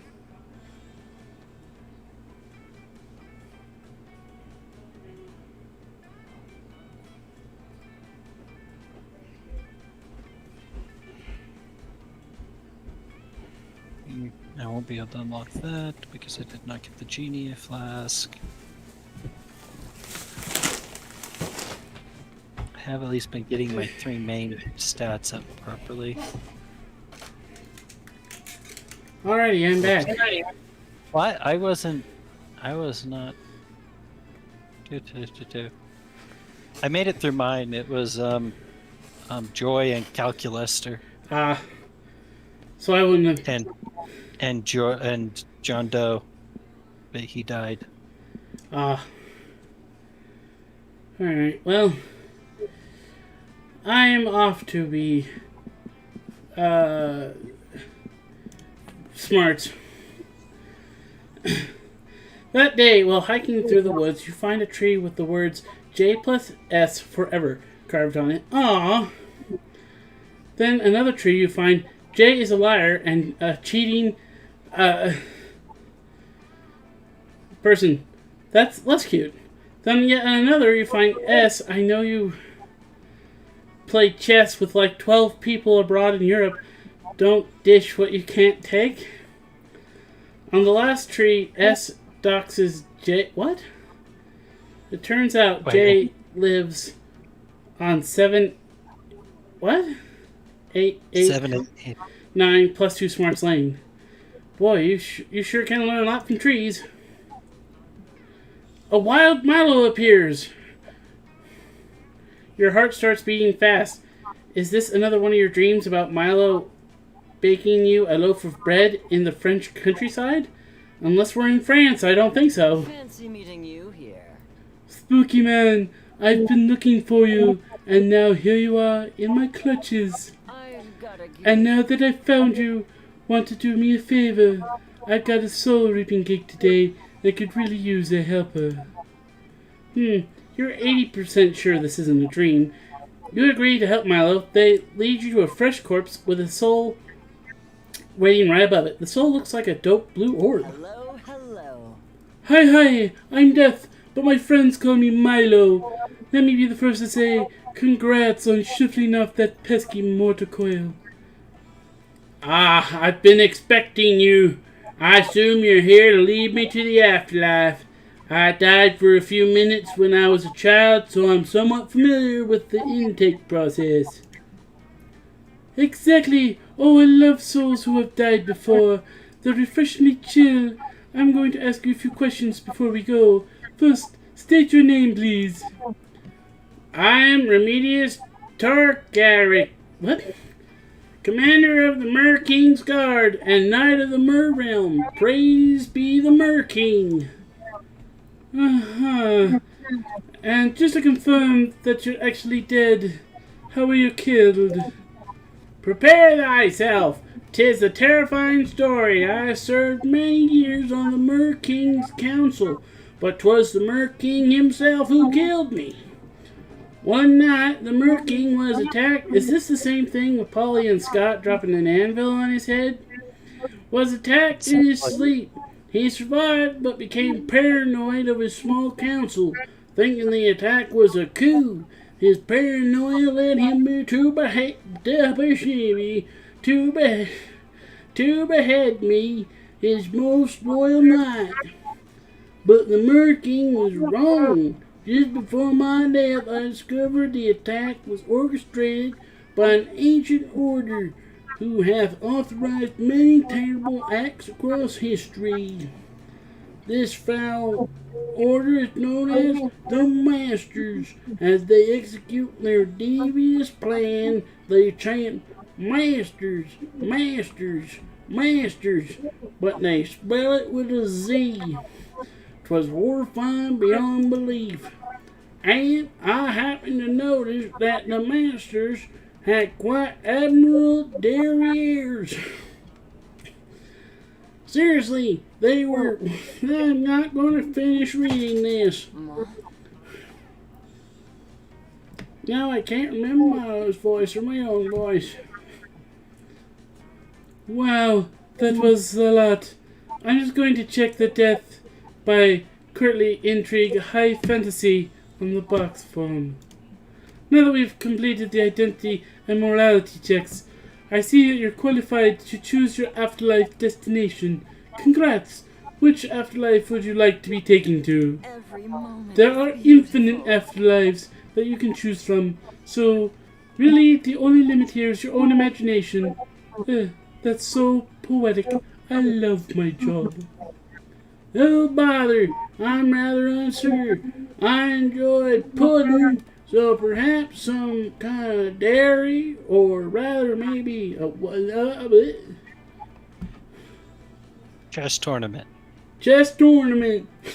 But that's so cliche. Egad, let me think for a moment. I have a thing, so... For some reason, these two voices are hard for me to switch between. I realize that you are literally contemplating infinity here, but please hurry this up. I have a very strict posting schedule to get back to.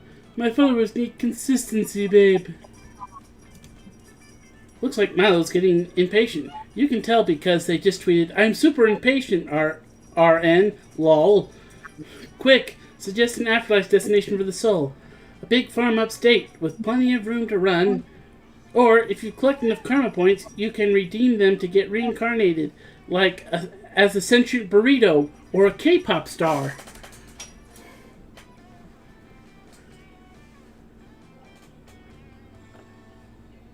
Big farm. Plenty of space to run. Would that be fun? I'm not sure if I really care right now if it's right or wrong.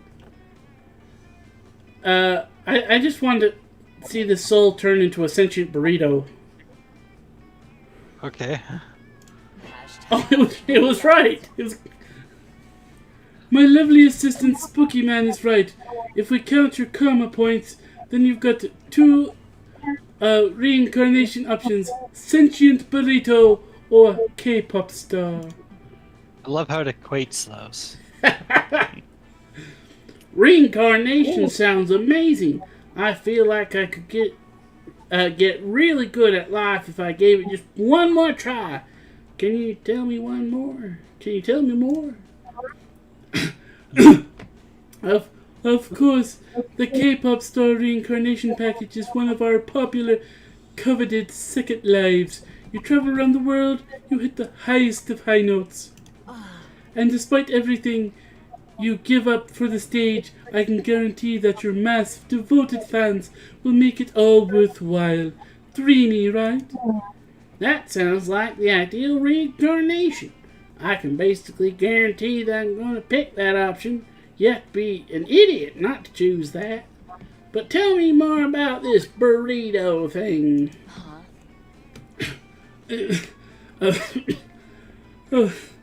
Oh, sure. Nobody ever picks the burrito package.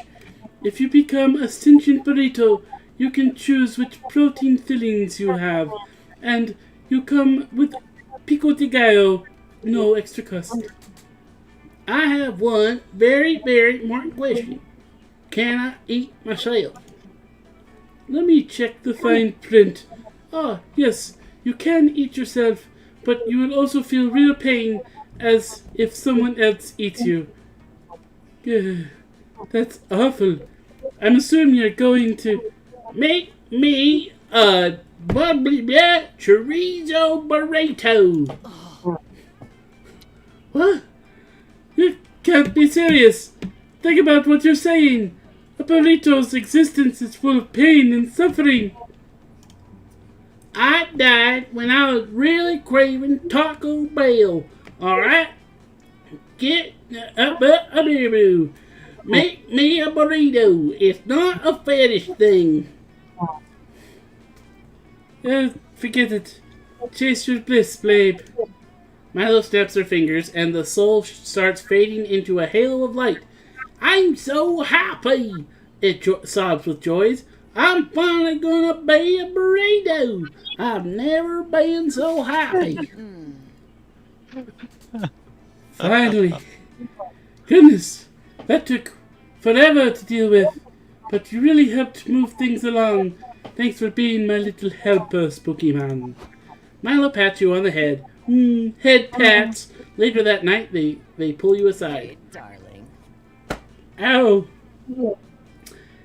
Hey, since you were so helpful today, I got you a little surprise. Milo reveals a dinner plate holding a juicy, delicious looking burrito. Yep, it's that burrito. I pulled a few strings up for a little dinner date, spooky man. You and Milo eat the sentient burrito. He screams the whole time, but it's still pretty romantic. Also, you learn that consuming a merfolk soul earns you +2 charm and 1 smart. Let's trade places. Everybody choose an animal. Say your choice out loud to the other players before clicking. Platypus. Paper. A what? Paper. I'm not sure. The name sounds familiar, but I'm not sure what it is. I know what it is. Okay. Player order is decided based on which animal you would become the most dangerous if granted opposable thumbs. Start debating now. What was yours again? A platypus. They do have a venom gland. They can venomize you. But Papers are. I don't. They're like not pigs. They're actually closer to horses. They live in Indonesia, not Indonesia, Southeast Asia. In jungles. Okay, so which would be more dangerous if given opposable thumbs? I don't know. Neither of them would be dangerous with opposable thumbs. No, not really. If they were assuming someone would pick something like wolf. And then it's smart enough it could do something. No. No, then The it's tiger us, is smart enough platypus, to and tapirs. I'm just hitting random.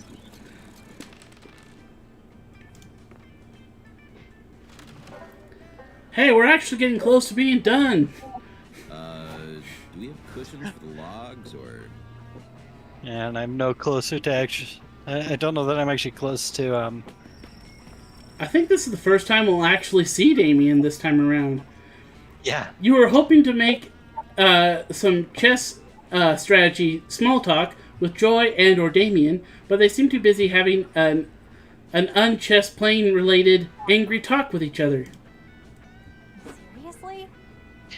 There are a million reasons why you can't be the main Coven villain next season, but I'll just start with the most obvious. Villains don't ask us to fight them. They just do villainous things and then we try to stop them, which they don't want us to do.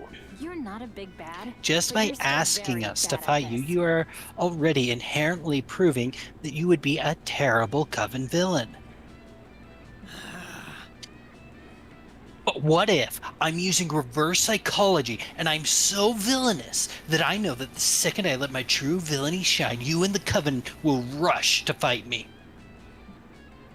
So if I get you to reject me as a villain now, when I finally do unleash my villainy, you'll already have agreed not to fight me and I'll defeat the Coven with no resistance. It's an interesting point, but I'm not buying it. Don't get me wrong, you're interesting as anything, but you're not evil. You clearly wouldn't know real evil if it burned down your tent, which is clearly going to be my next step now. Okay, the real evil here is campmates fighting with each other. So, when they could be flirting with you, time to step in. Damien is a prince, and everyone knows monarchies are bad. Toppling the Leve's autocracy is great next season art material, or all good villains are either orphans or have terrible parents, but you, Damien, have two loving dads. Do you really want to give up your dads just to be a villain? Wait, really? Of course. Don't you know about Dimitri's parents? No! No, say more right now! On second thought, maybe that lore is too deep. Lame. No fair. But I can tell you that Olaf the Obvious wouldn't be nearly as transparently evil if he hadn't lost both of his parents at an early age to a tragic and very clearly man-made fire. Narco Malley's parents tried to force him into the family poetry business, so he rebelled by being a murderer. Fellini the Fearsome's parents disowned him at the age of 8.5. And Lucrox the Merciless, poor Lucrox the Merciless. His parents forbid him from seeing a movie when he was 2. He snuck out to see it anyway. It gave him a taste for crime and he never looked back. Oh wait, not 2, 11. 2 sounds funnier. It's Roman numerals 2. Dang, that's dark. Guess there's only one thing for me to do. Rad. Write to my dads right now and make them disown me just for a little while. Ahem. Dear dads, how dare you? I am fine. Thanks. Camp is good. I wear sunblock like you told me. Yesterday we played in the lake. Anyway, can you please disown me for a little bit? It's so I can be a villain on my friend's TV show or life. This seems like a TV show. It's quite unclear. Bye. I love you and I will talk to you after I finish being disowned and a villain. Hugs. Too petite, Prince Damien. Damien is back. Ha, now bitches. what, Joy? Now I'm your villain. That's what. Damien runs away, crackling? Sure, let's go with it. Crackling villainously. This has been joyful. Well, that ought to keep him occupied for a while. Wanna go do something fun and not ludicrous? Not ludicrous. Isn't really Camp Spooky's brand per se, but Joy tends to keep things more grounded than the rest of those jokers. So you spend the night making s'mores via magical spells. It's quirky and imaginative, but not as in-your-face, over-the-top, wild and crazy as the crap other campers are doing. Fun. The time has come, and so It is have me. I. Oh no, I have to talk with Dahlia. You're searching the campfire for drop s'mores you can eat. Floor s'mores! My favorite! When you run into Dahlia and Milo, both crowded around Dahlia's phone. Have no fear. So as I was saying, I had to conquer the kingdom of the fourth circle of heck. They insulted me by being a kingdom that exists that I don't rule. Duh. When life gives you lemons. That makes perfect sense. It's like I always say, keep your friends close and hold your enemies like a baby bird that you can crush in your hand with one careless move. So after I slaughtered their royal family and claimed the throne, I decimated half the population. It's a fun way to encourage obedience to my wrath.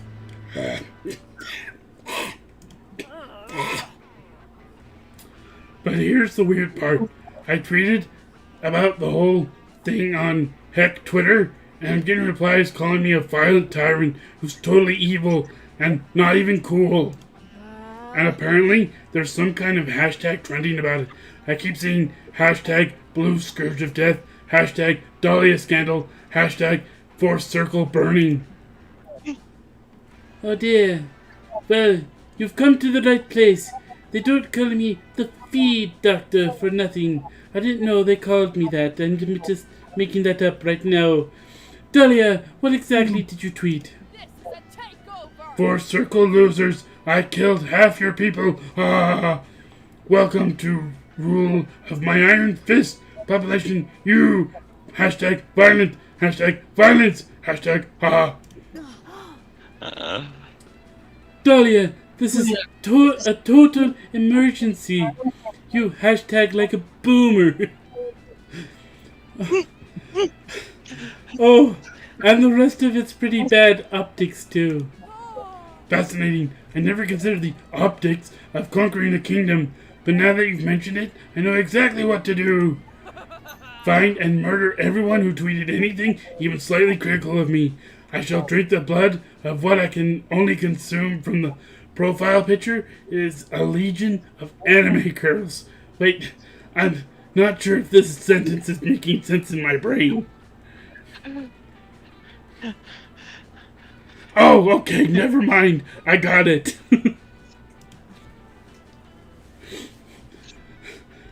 Listen, Dahlia, I really do understand how you feel, because I am a true empath that understands literally every possible emotion. But I'm afraid this is a little more complicated than just murdering a few unknown accounts. We've got to flip the narrative here. Get the public opinion on your side. That way, you can conquer 1,000,000 kingdoms, and everyone will just cheer you on and admire how you're increasing the number of women in high-ranking government positions. Milo, I like the sound of that. Dahlia, ruler of 1,000,000 kingdoms. Blah! Maybe I'll even take a whole chess playing tournament. Here's my official recommendation. Partner with some fourth circle influencers. I'm talking snap stories, posts, giveaways, fake relationships, fake breakups, everything. Ah, I see. I'll partner with the most influential people in the fourth circle, so that when I inevitably murder them, it'll really crush the will of the people. Oh gosh, Dolly does not seem to be absorbing Milo's social media finesse. Steer these deadly cuties in the right direction. Upload a video of you decimating the population with Dangerous Woman by Ariana Grande as background song, so it's all about feeling empowered. Or show the people of change by writing a nice poem about how you feel. This is the way countless deaths won't be for nothing. They'll be inspirational for a nice poem. I'm pretty sure this one is, yep. Winning. A poem. I'm impressed, Spooky Man.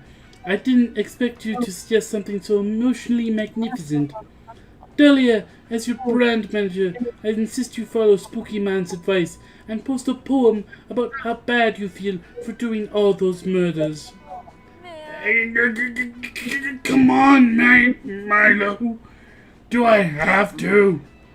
Yes, I'm expecting the poem to be at least 16 verses, and let's keep it to iambic pentameter.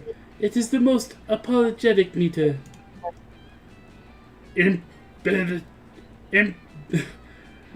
Emphatic pentameter.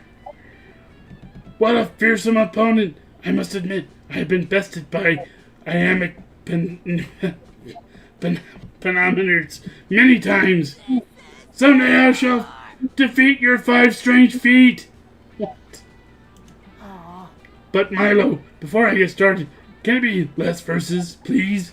I only have so many emotions to express, and 60% of them are rage and chess playing need for violence.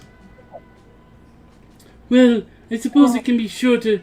Twitter has a character limit anyway, and threads are a little... What? Gaunch? For this kind of thing. For sure. I don't know. And Milo, do I have to make it rhyme? It's so hard to rhyme. Nothing rhymes with bloodshed.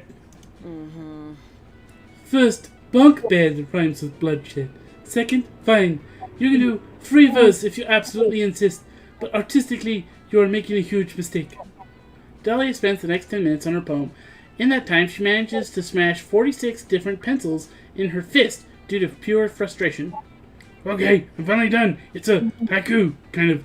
And it's also the best apology ever. Here goes. This is just to say, I'm sorry I killed all those people so quickly.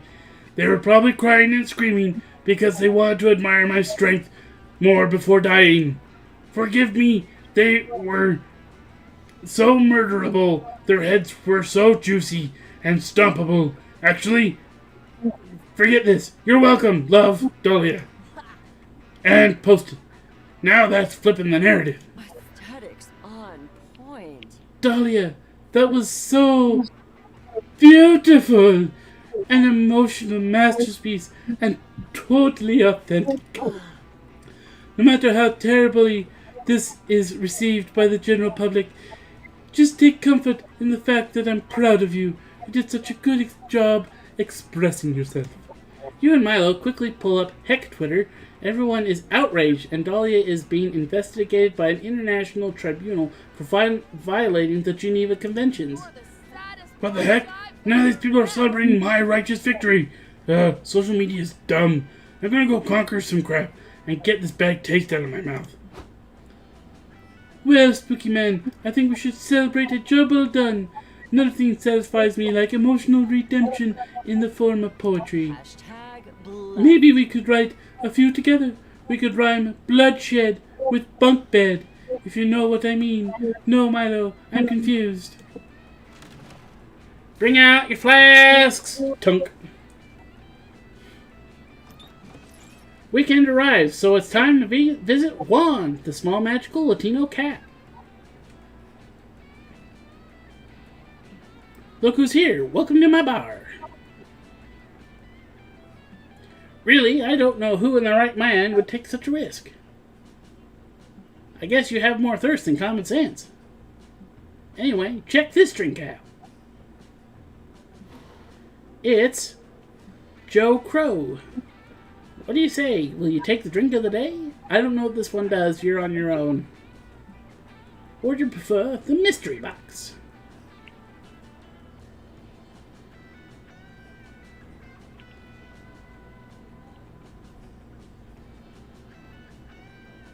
Wait. I'm definitely not looking this up right now. No, Bryan, that's cheating. I'm gonna go for the mystery box. Alright. You got average? I don't know. The mystery box, so hold it. Who knows? Hope you're happy with it. No refunds. Ski Apparently, mask. though, Joker would have just swapped everyone's stats. What do you say? Will you take the drink of the day, or would you prefer the mystery box? I think I've seen Ski Mask before, and I think it does something stupid. I want the box. AB Blood. The mystery box of Bolton. If you're happy with it, no refunds. Alright. Dead asleep, drinking some average. Average. Sometimes you just want to blend in with the masses. Not me, I love to stand out. But in any case, for those moments I created this, the average. It'll average all your stats. See if that's good or bad. Maybe one day being average will be the new cool. Who knows? I could use a drink. So you're all 11. Oh no, do what? That's going to actually suck. Because now you won't know what choice to choose because all of them are the same. Is there still one good, one bad? Yeah. Oh, that does suck. AB Blood. AB Blood is not exactly a drink, but it's an experiment I'm conducting. I try to take blood from all your friends using magic means, then I transfuse it into you. If the spell works right, you should absorb a bit of each stat from everyone. Almost made me feel. Wait. I just took your stats! It's hard to believe you drank that. Good luck, I guess. Let's trade places. Everybody choose a fictional character.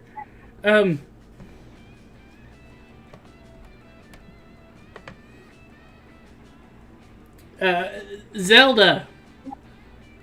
I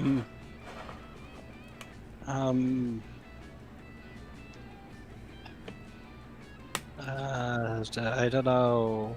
Katniss. Oh, okay.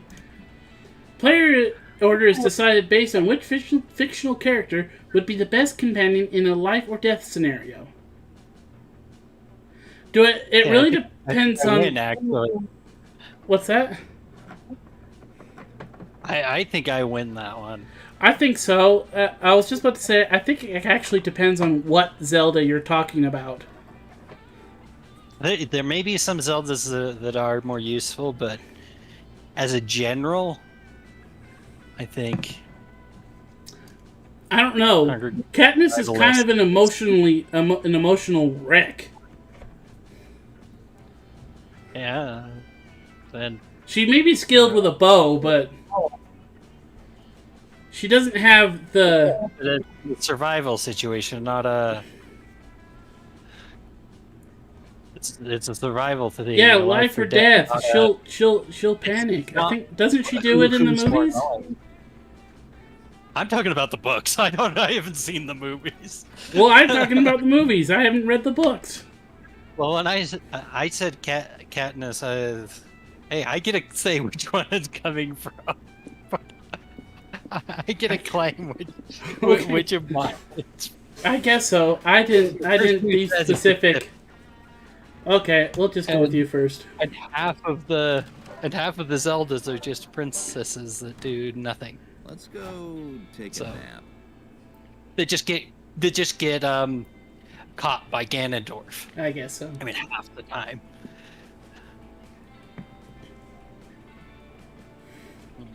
Okay. Which of these is Charm? Charm is the dome. Dome. That day at the camp dome, you play a game of tug of war.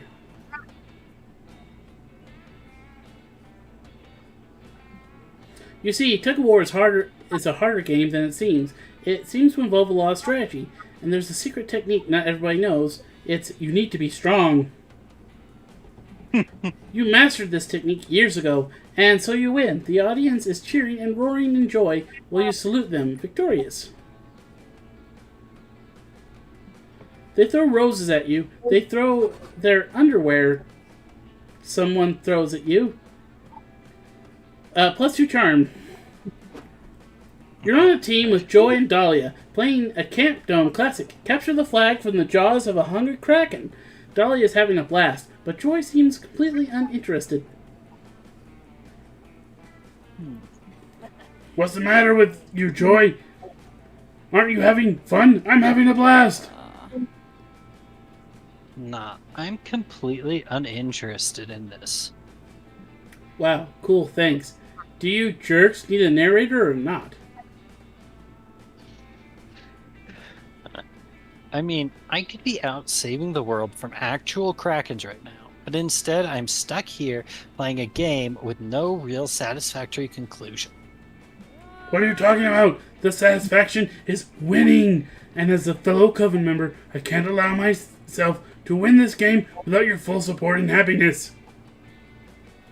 You are not in the coven. Dahlia, we have been over this. You are not now, nor have you ever been a member of the It is I, Dimitri.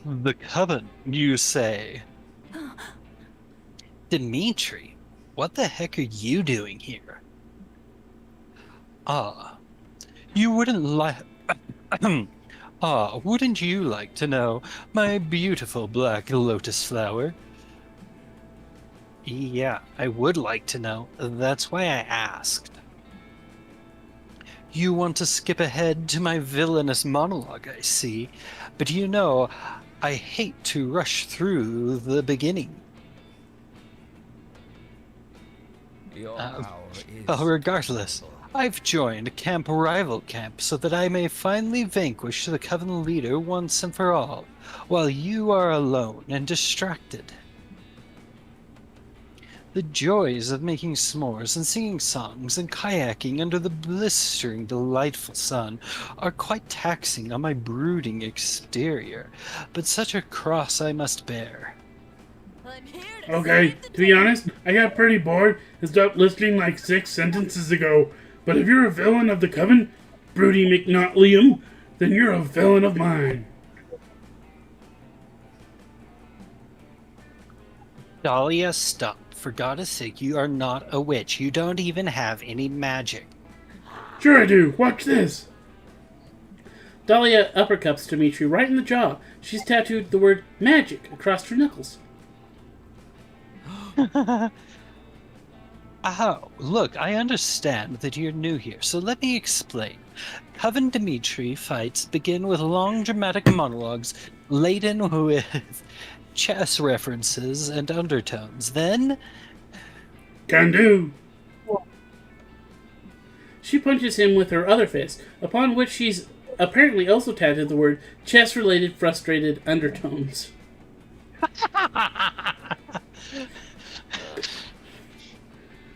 Dahlia, please just stay out of my way so I can wrap up this fight and we can all go home. This episode only has 10 minutes left of runtime. No way am I leaving my fearless leader alone to fend for herself against this frickin' creep. That's not the Coven way. Well, it seems the two girls have the same end goal, but can't compromise how to get there. So maybe you can come up with a way to help them be more in sync? Can you force them to play DDR until they synchronize their movements, or give them the Wonder Twins magic rings so they can sync up their powers? The last one seems like a creativity or fun, maybe? I don't know, do either of these sound more charming? DDR. I'm gonna go with it. I just can't think of... So fun! Everyone is but I pretty won.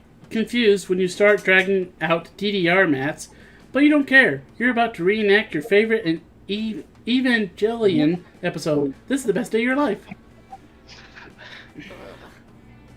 You want us to dance in sync, and you're sure this will work?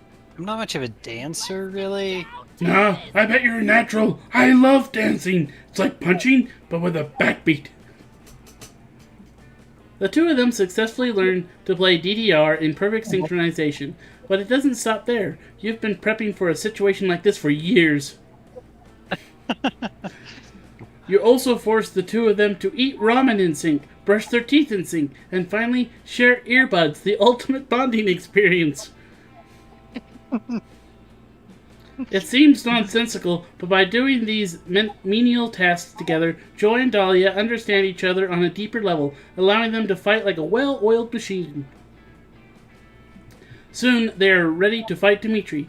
Evangelion trash that you are, you've already brought two giant robots into the Camp Dome arena for them to mount and fight in sync. Wait. Why do we have to fight in giant robots?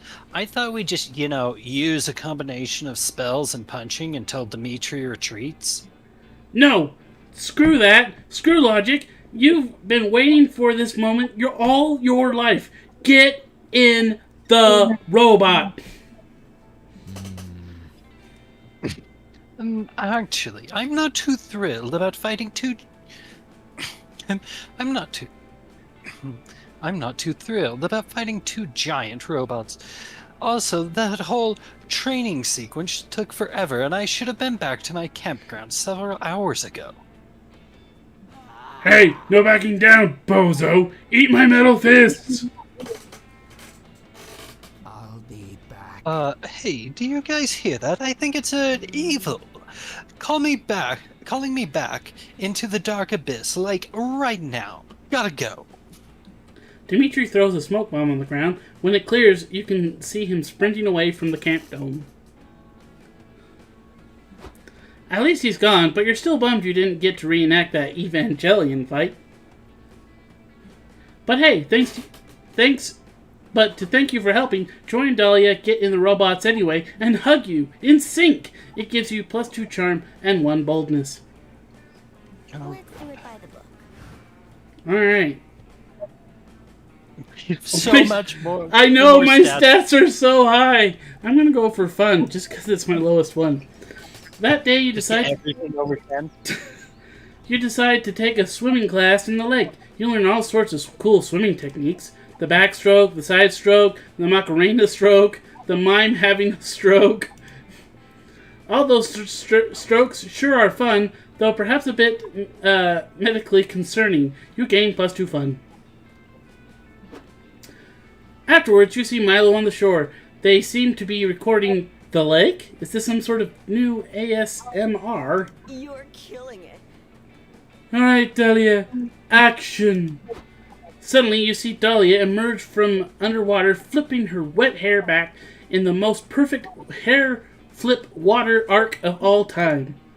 Dahlia's hair flip really appeal to your overwhelming chess playing skill. You were already in love with her a lot, but now you're super in love with Dahlia. Magnificent. You hot blue snack.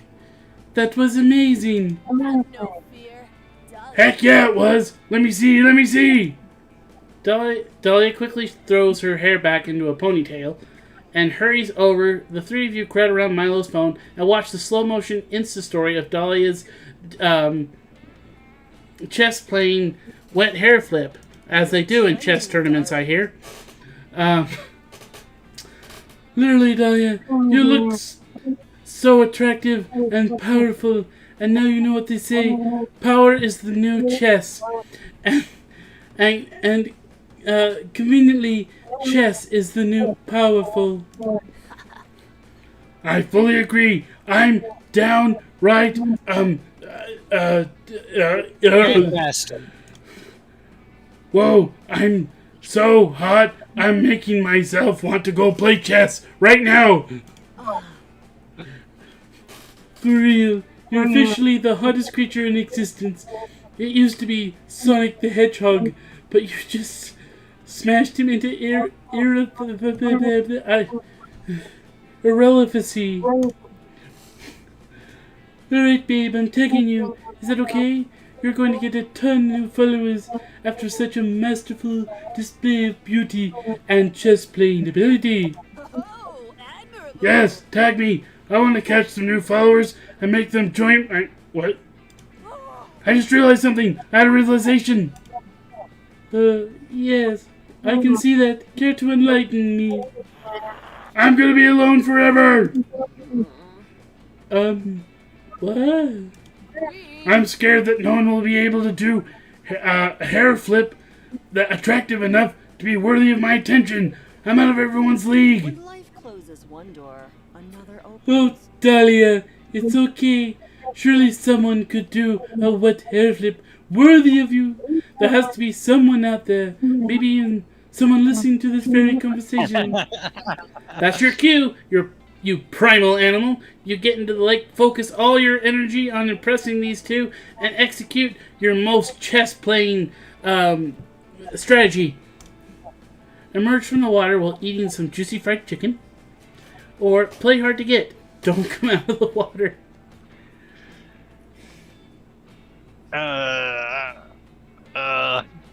Do either of these sound more charming? Or creative, either one would work. Is eating juicy fried chicken charming? I don't know. I don't think either of them sound charming. I'm gonna choose the juicy fried chicken one. Ooh. Ooh! You dive underwater and reach into your pockets for the fried chicken drumstick. You always keep on you, just in case someone asks you to play chess with chicken-based chess pieces at a moment's notice. You emerge from the water, soaking wet and taking huge, aggressive bites of that fried chicken. But suddenly a hungry seagull flies down and steals the fried chicken right out of your mouth. Birds suck. Whoa, check out Spooky Man. For a second I thought she looked, really good playing chess. But for some reason she looks way worse without that fried chicken. Totally. Without that fried chicken, Spooky Man has lost all semblance of appeal, like she's playing checkers. Oh, how tragic. That fried chicken really was her signature thing. It was the foundation pillar of her brand. Fried chicken was the thing that made Spooky Man who she is. That being a super chess playing girl thing for everyone all the time. You're devastated. You never knew that fried chicken was your thing. Toodaloo, darling. Let's get out of here, Dahlia. And Spooky Man, I gently suggest a rebrand if you can afford it. Milo and Dahlia leave. You spend the rest of your day trying to think of a new thing now that you're out of fried chicken. Maybe you could wear a fedora all the time?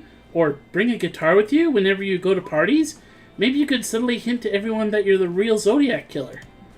Or maybe your new thing could be losing stats. You decide to test it out and lose 2 charm and 1 creativity. Everybody choose an animal. Another animal. Wolf. From last. Capybara. Player order is decided which animal could convincibly protect you from a bear attack. I don't think a capybara would protect you. Haha, I win. Yes, you do. I mean, it's a giant rodent, but what's it gonna do? It's like well known on the internet of being like one of the most chill animals ever. The game is not giving me back my mouse on the screen. That's because I haven't selected you. Oh wait, it was you. Okay. Sure. I was so confused. Alright, where are you headed, Bryan? I think I'm gonna head towards Schmertz. Schmertz? While you're hiking through the woods, you accidentally step on a pile of leaves covering a massive hole. It was a trap, an evil goblin hunter. Is it a goblin who hunts or someone who hunts goblins? You'll never know. Appears. They were the one who put the trap in there. This is it, you're done. You get ready to embrace death, but the goblin hunter only set the trap to get someone to help them to do their math homework. They'll only let you leave if you help them. If you don't have any other option here. It's a bit boring, but you actually learn some useful calculus. You gain +2 smarts. Okay, so delta and epsilon. Okay, I've got it. 2 smarts. You're sprinting as fast as you can. Little orphan Alan is stuck at the bottom of a well. You're the only one who can help. As you're running, you see Joy suntanning nearby. And she waves you over. Yes, Joy is your #1 ultimate summer crush, and you'll do anything for her. You completely forgot what you're doing and run over. Poor Alan. What a joy to see you. Hey there. You weren't doing anything important, were you? At least nothing more important than flirting with me, right? By the way, sprinting shirtless and dripping with sweat isn't a bad look for you dead asleep. You blush like an anime character who's talking to their crush. You are talking to your crush, but your eyes are way too appropriately proportioned to be considered anime. Anyway, I wanted to tell you that my Screamo band, Ventagram, has a show tonight. We're playing that super gross pub nearby. The drink rec bar. I couldn't come up with a good one there. You should come see us. You get to see me scream my guts out in a non-literal way. Oh, Damien and Dahlia are in the band too, and you kind of care about them, right? No, I don't like Dahlia. No pressure, though. The pub technically has an occupancy limit of 3 people, so I can basically guarantee you'll die if there's even a small fire. Oh, with Damien there, we're screwed. You're screwed. Dahlia, no, this is dangerous. Holy crap, Joy just invited you to go to a location, and she's going to also be at that location. That's basically a date. As far as you're concerned, you cannot mess that one up. Oh. I'm so good at I mess things up all the time, though. Later that night, you roll up to the drink rec bar. I forgot what we called it, with a government ID and your thoughtiest concert outfit. I don't know what that means. As soon as you go in, someone throws a glass of beer at your hand. Every single surface in this bar is filthy and sticky. It's packed with everyone here. It's either very hot or very ugly. I'm really confused.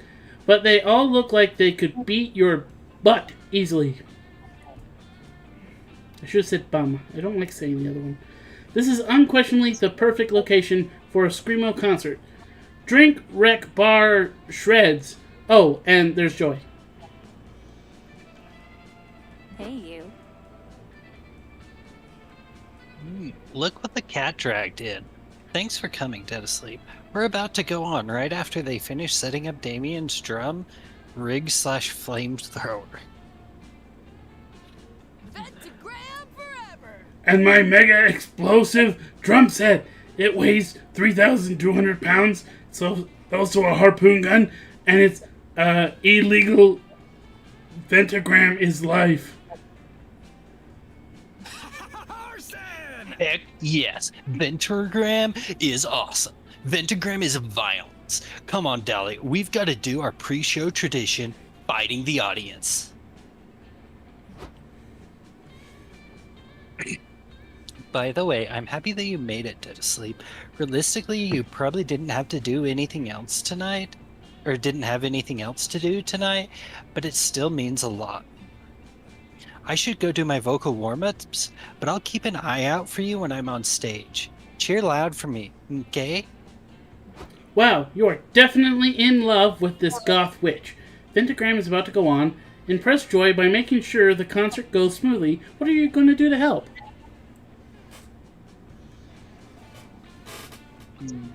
Are you going to be the mic checker? You'll check Joy's microphone to make sure it's not poisoned. Or be the first clapper. You get the crowd hyped up. Just really hyped by nailing a perfectly timed first clap after every song. The bottom one almost sounds like fun. Yeah, would be charm. I'm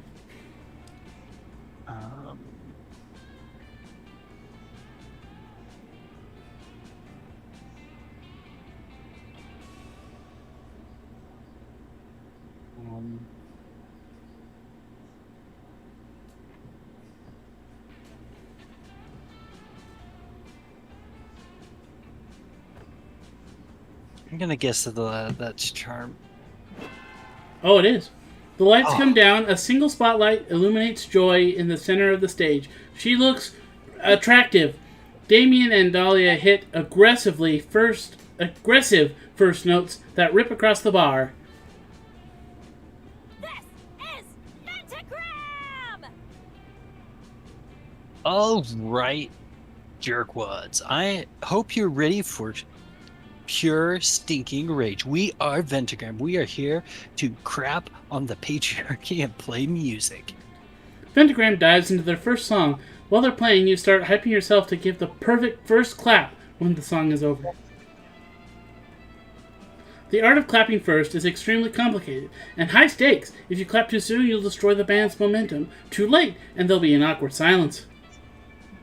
Luckily, you've been practicing your first clap for years. You rely on the continental technique, which is controversial among your subreddit r/first clap heroes. But even if you got perfect technique, first claps are just as much about timing and artistry as execution. You're just praying the clap gods hear your prayers tonight. Finally, Joy belts out the last note, and Pentagram's first song ends. It's your big moment. Time for the first clap. You go for it, and it works. You nail the timing. And I'm choking. And your clap is so dope that the whole bar erupts in a cheer. You keep nailing the first clap song after song. Everyone's cheering like crazy. You do feel a little bit bad for Joy because you know all this applause is for your perfect first claps and not for Pentagram's music. But Joy looks happy on stage. You decide to not tell her that everyone is cheering for you. It'll be kinder to let her enjoy the delusion that people are applauding for her band. I have quite the ego. The show ends, and you get drinks with the band in Drink Rex VIP booth. It is the best booth in the pub because it has the least amount of mysterious stains.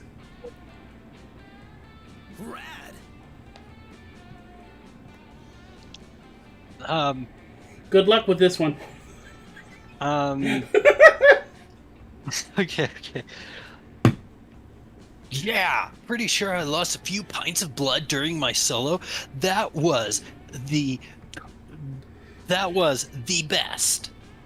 Nice touch. It really was. It really was. God, I blew off some steam out there. Oh, and thanks for being such an enthusiastic audience member, Dead Asleep. You were cheering with so much vigor. Yeah, you were really a real clapping warrior out there. Plus, I didn't realize you used the continental technique for first claps. I always thought you were a Western clapper. You smile quietly at Dahlia. Joy may be blissfully ignorant of your clapping prowess, but it seems like Dahlia understands the gravity of your performance. You would make an interesting love. The show went so well tonight. I kept seeing Dead Asleep in the audience, looking so intense and cute and focused. You're officially my groupie, Dead Asleep. You flirt with Joy all night. Yes! Also, the clap gods are pleased with your clapping and bestow you +2 creativity and 1 boldness. Best night ever. Should have brought My turn! I'm gonna go to boldness. I don't think I've been here at all. That day you explore the haunted manor's basement, only to find out it has a sub-basement. The sub-basement is full of haunted chairs and a staircase to a sub-sub-basement. The sub-sub-basement is a haunted wine cellar. The sub-sub-sub-basement is a haunted nightclub for ghosts who don't like wine. They serve haunted spirits. The sub-basement to the 10th power is the subway. You eat a foot-long Reuben and continue your travels. You eventually check a walkthrough and find out the haunted manor can spawn an infinite amount of sub-basements. You only make it as far as the 89th level, which is a Dom sub leather room. You gain +2 boldness from the horrors you witness there. Suddenly, Milo and Calculester come looking for you. Is it the cat? Spooky man, we were looking for you. The worst thing has happened. Recently, the cat stopped using its letterbox correctly. Oh, the humanity. Yes, because it needs to know how to properly use its feces, so its feces can easily be cleaned. No, it isn't that. I mean, that too. But it's secretly all about fame. You see, when you're illustriously famous, you have influence over your audience, Cal. Since this started happening, all the cat's fans are also pooping anywhere. Meanwhile, other people are judging the cats fiercely for pooping outside its box. But that doesn't make much sense. Why is it? Why is that the cat's responsibility? Well, obviously, it's objectively bad for the cat not to use its litter box. But why must the cat be held responsible for what these other people do? I mean, it's true, some famous people inquire as to why they should be role models if that's not their job, but to do their craft. A musician makes music, an artist makes arts, and people like myself or the cat just are. And sometimes it feels like too much pressure. You should always be your best self because that's the right thing to do. But when you're famous, there's this perceived added pressure you cannot make mistakes. And if you make one and get called out, it's like, okay, we'll give you one more chance in the best case scenario. On a bad day, I can mess up 5 times, so imagine that debacle. Oh dear. Oh gosh. Oh no. I am sorry to hear you are under so much stress, friend Milo. No, not me. I'm not under stress. The cat is under stress. But it's complicated anyway, because it's true that with fame, you have a different kind of impact on people. Your errors can create this sort of terrible echo because since you have influence, your mistakes can validate the wrongful behavior of your followers. It's tricky because the cat never asked for this power and yet it has it anyway. There's no going back. Now if it poops outside its litter box, you can get impressionable fans pooping everywhere too. I wish for people to be more understanding of influences and how they're people in the end, not their online personas. They mess up as everyone does, and they grow and change. But I'd also love to see influencers be more responsible with this power they hold. And if you fail as a person, there's no better path than choking and acknowledging it, apologizing, learning from it, and trying to change. What I've learned, I don't like this voice any more than I do Dahlia. There's nothing else to do except just hope that people will understand. So we need to start from there. We need to help the cat correct its behavior. We need to teach it to poop in its letterbox. Blah, blah, blah, blah, blah, blah, blah. Yeah, for the cat. But how are you going to do it? Take the cat to watch the new Broadway musical, Cats 2, the one where the cat learns to poop. Or watch a VHS where John Cena teaches you to use the letterbox properly. This sounds creative.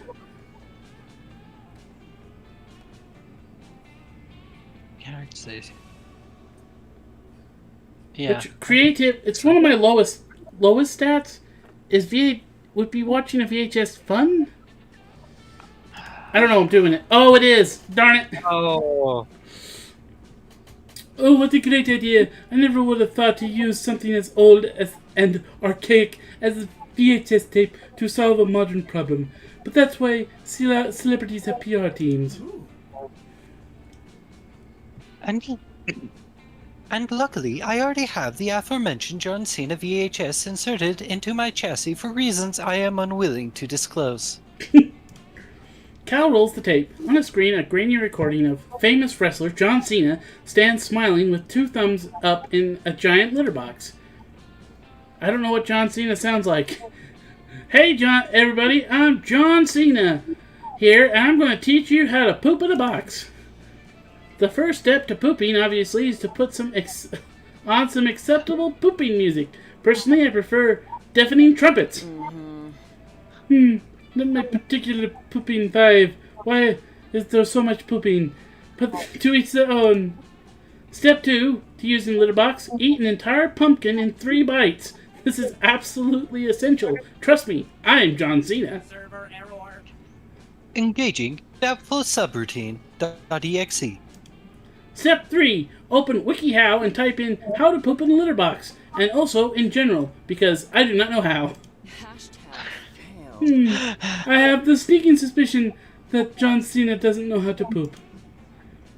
And neither now does our poor cat. Where is it, anyway? While you were all talking, the cat apparently got it in its head to try and eat a pumpkin in 3 bites. It fails, and Milo is mad at you for corrupting its worldview like that. You lose 2 smarts and 1 boldness. The last day of summer is here, Bryan. Who will be your summer love? Oh.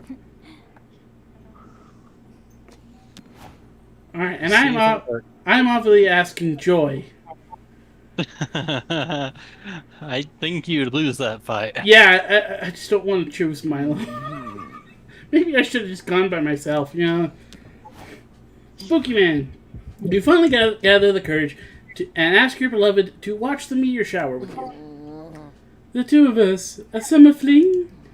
But, Spooky Man, you see, dating is like pairing wine and food. I'm a Pinot Grigio. Light, refreshing, some would say intoxicating. It pairs greatly with shellfish. And you, are you shellfish? I don't know. Aren't you more like maybe a corn dog? Are you kidding? Wait. I think I failed. Man, I'm in trouble. So, I gotta pass.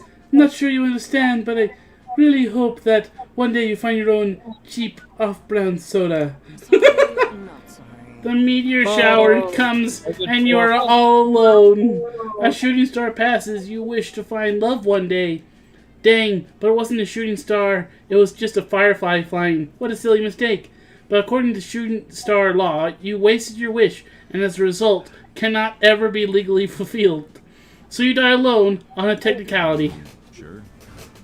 You finally gather the courage to ask your beloved to watch the meteor shower with you. You would make an interesting love interest. What? Wait, you did better?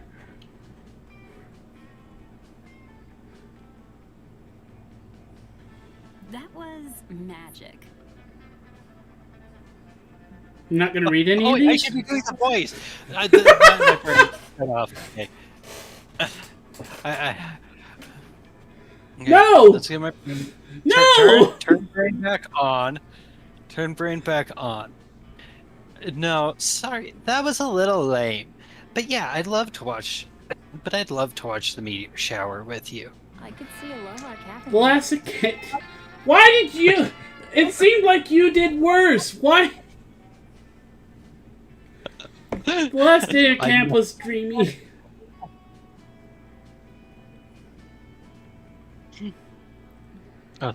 Joy finally fulfilled her dream of spending all day relaxing and finishing her gosh darn book for once. The two of you chilled by the lake while Joy talked about her book, and you two chatted about literature and life well into the night. It was simple yet magical. Why did I lose? I may have looked some things up while you were, when you had to go and do whatever. Oh, what did Actually, you... I may have looked up what stats I needed at the, which stats to focus on at the beginning. Cheater! Well, so I'm guessing it was... You didn't worry about creativity, also smarts? Boldness? Smarts, boldness, charm is what it said. Though when I looked later, I found something else that said it's more charm, creativity, and boldness. Not sure, but charm is the main, I think.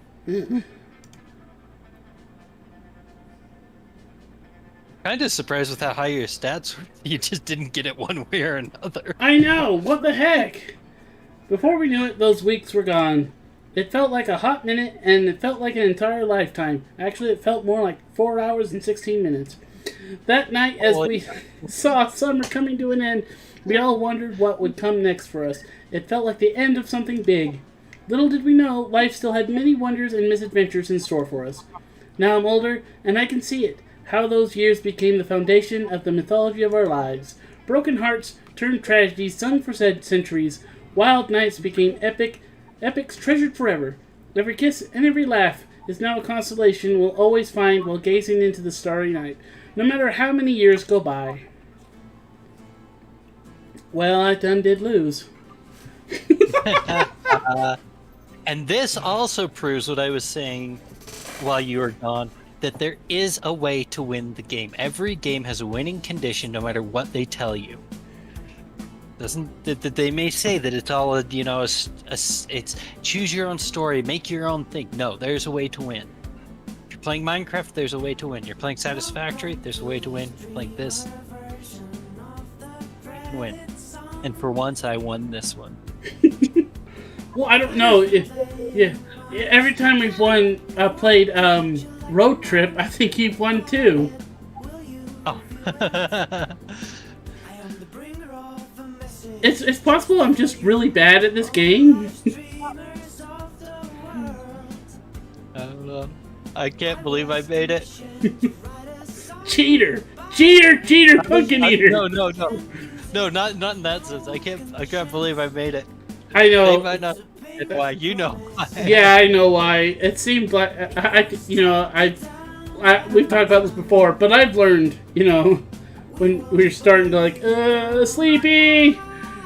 Yeah. I'm dropping out. When I can't figure out the words I'm supposed to be saying, it's a sign. To say you did just not read part of the last bit. Yeah. Just started clicking. I wish this song was right. It's saying that I can monetize this, but I can't. Because YouTube doesn't pay me money.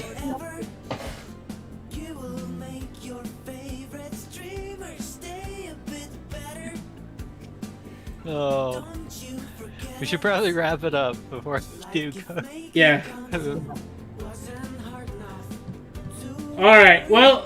Oh, wait, there was a song. I probably missed the song. Yeah, it's playing. I don't care. It's just playing in the background while we're talking over it. It's actually kind of funny. I recommend, looking it up. The streamer version. It's kind of funny if we know when people aren't talking over it. But it basically just says, this isn't copyrighted. You'll be fine. You can monetize it. But yeah. Alright, thank you for everyone who's come and watched and chatted, at least for the little bit. We had a little bit of chat from at the beginning.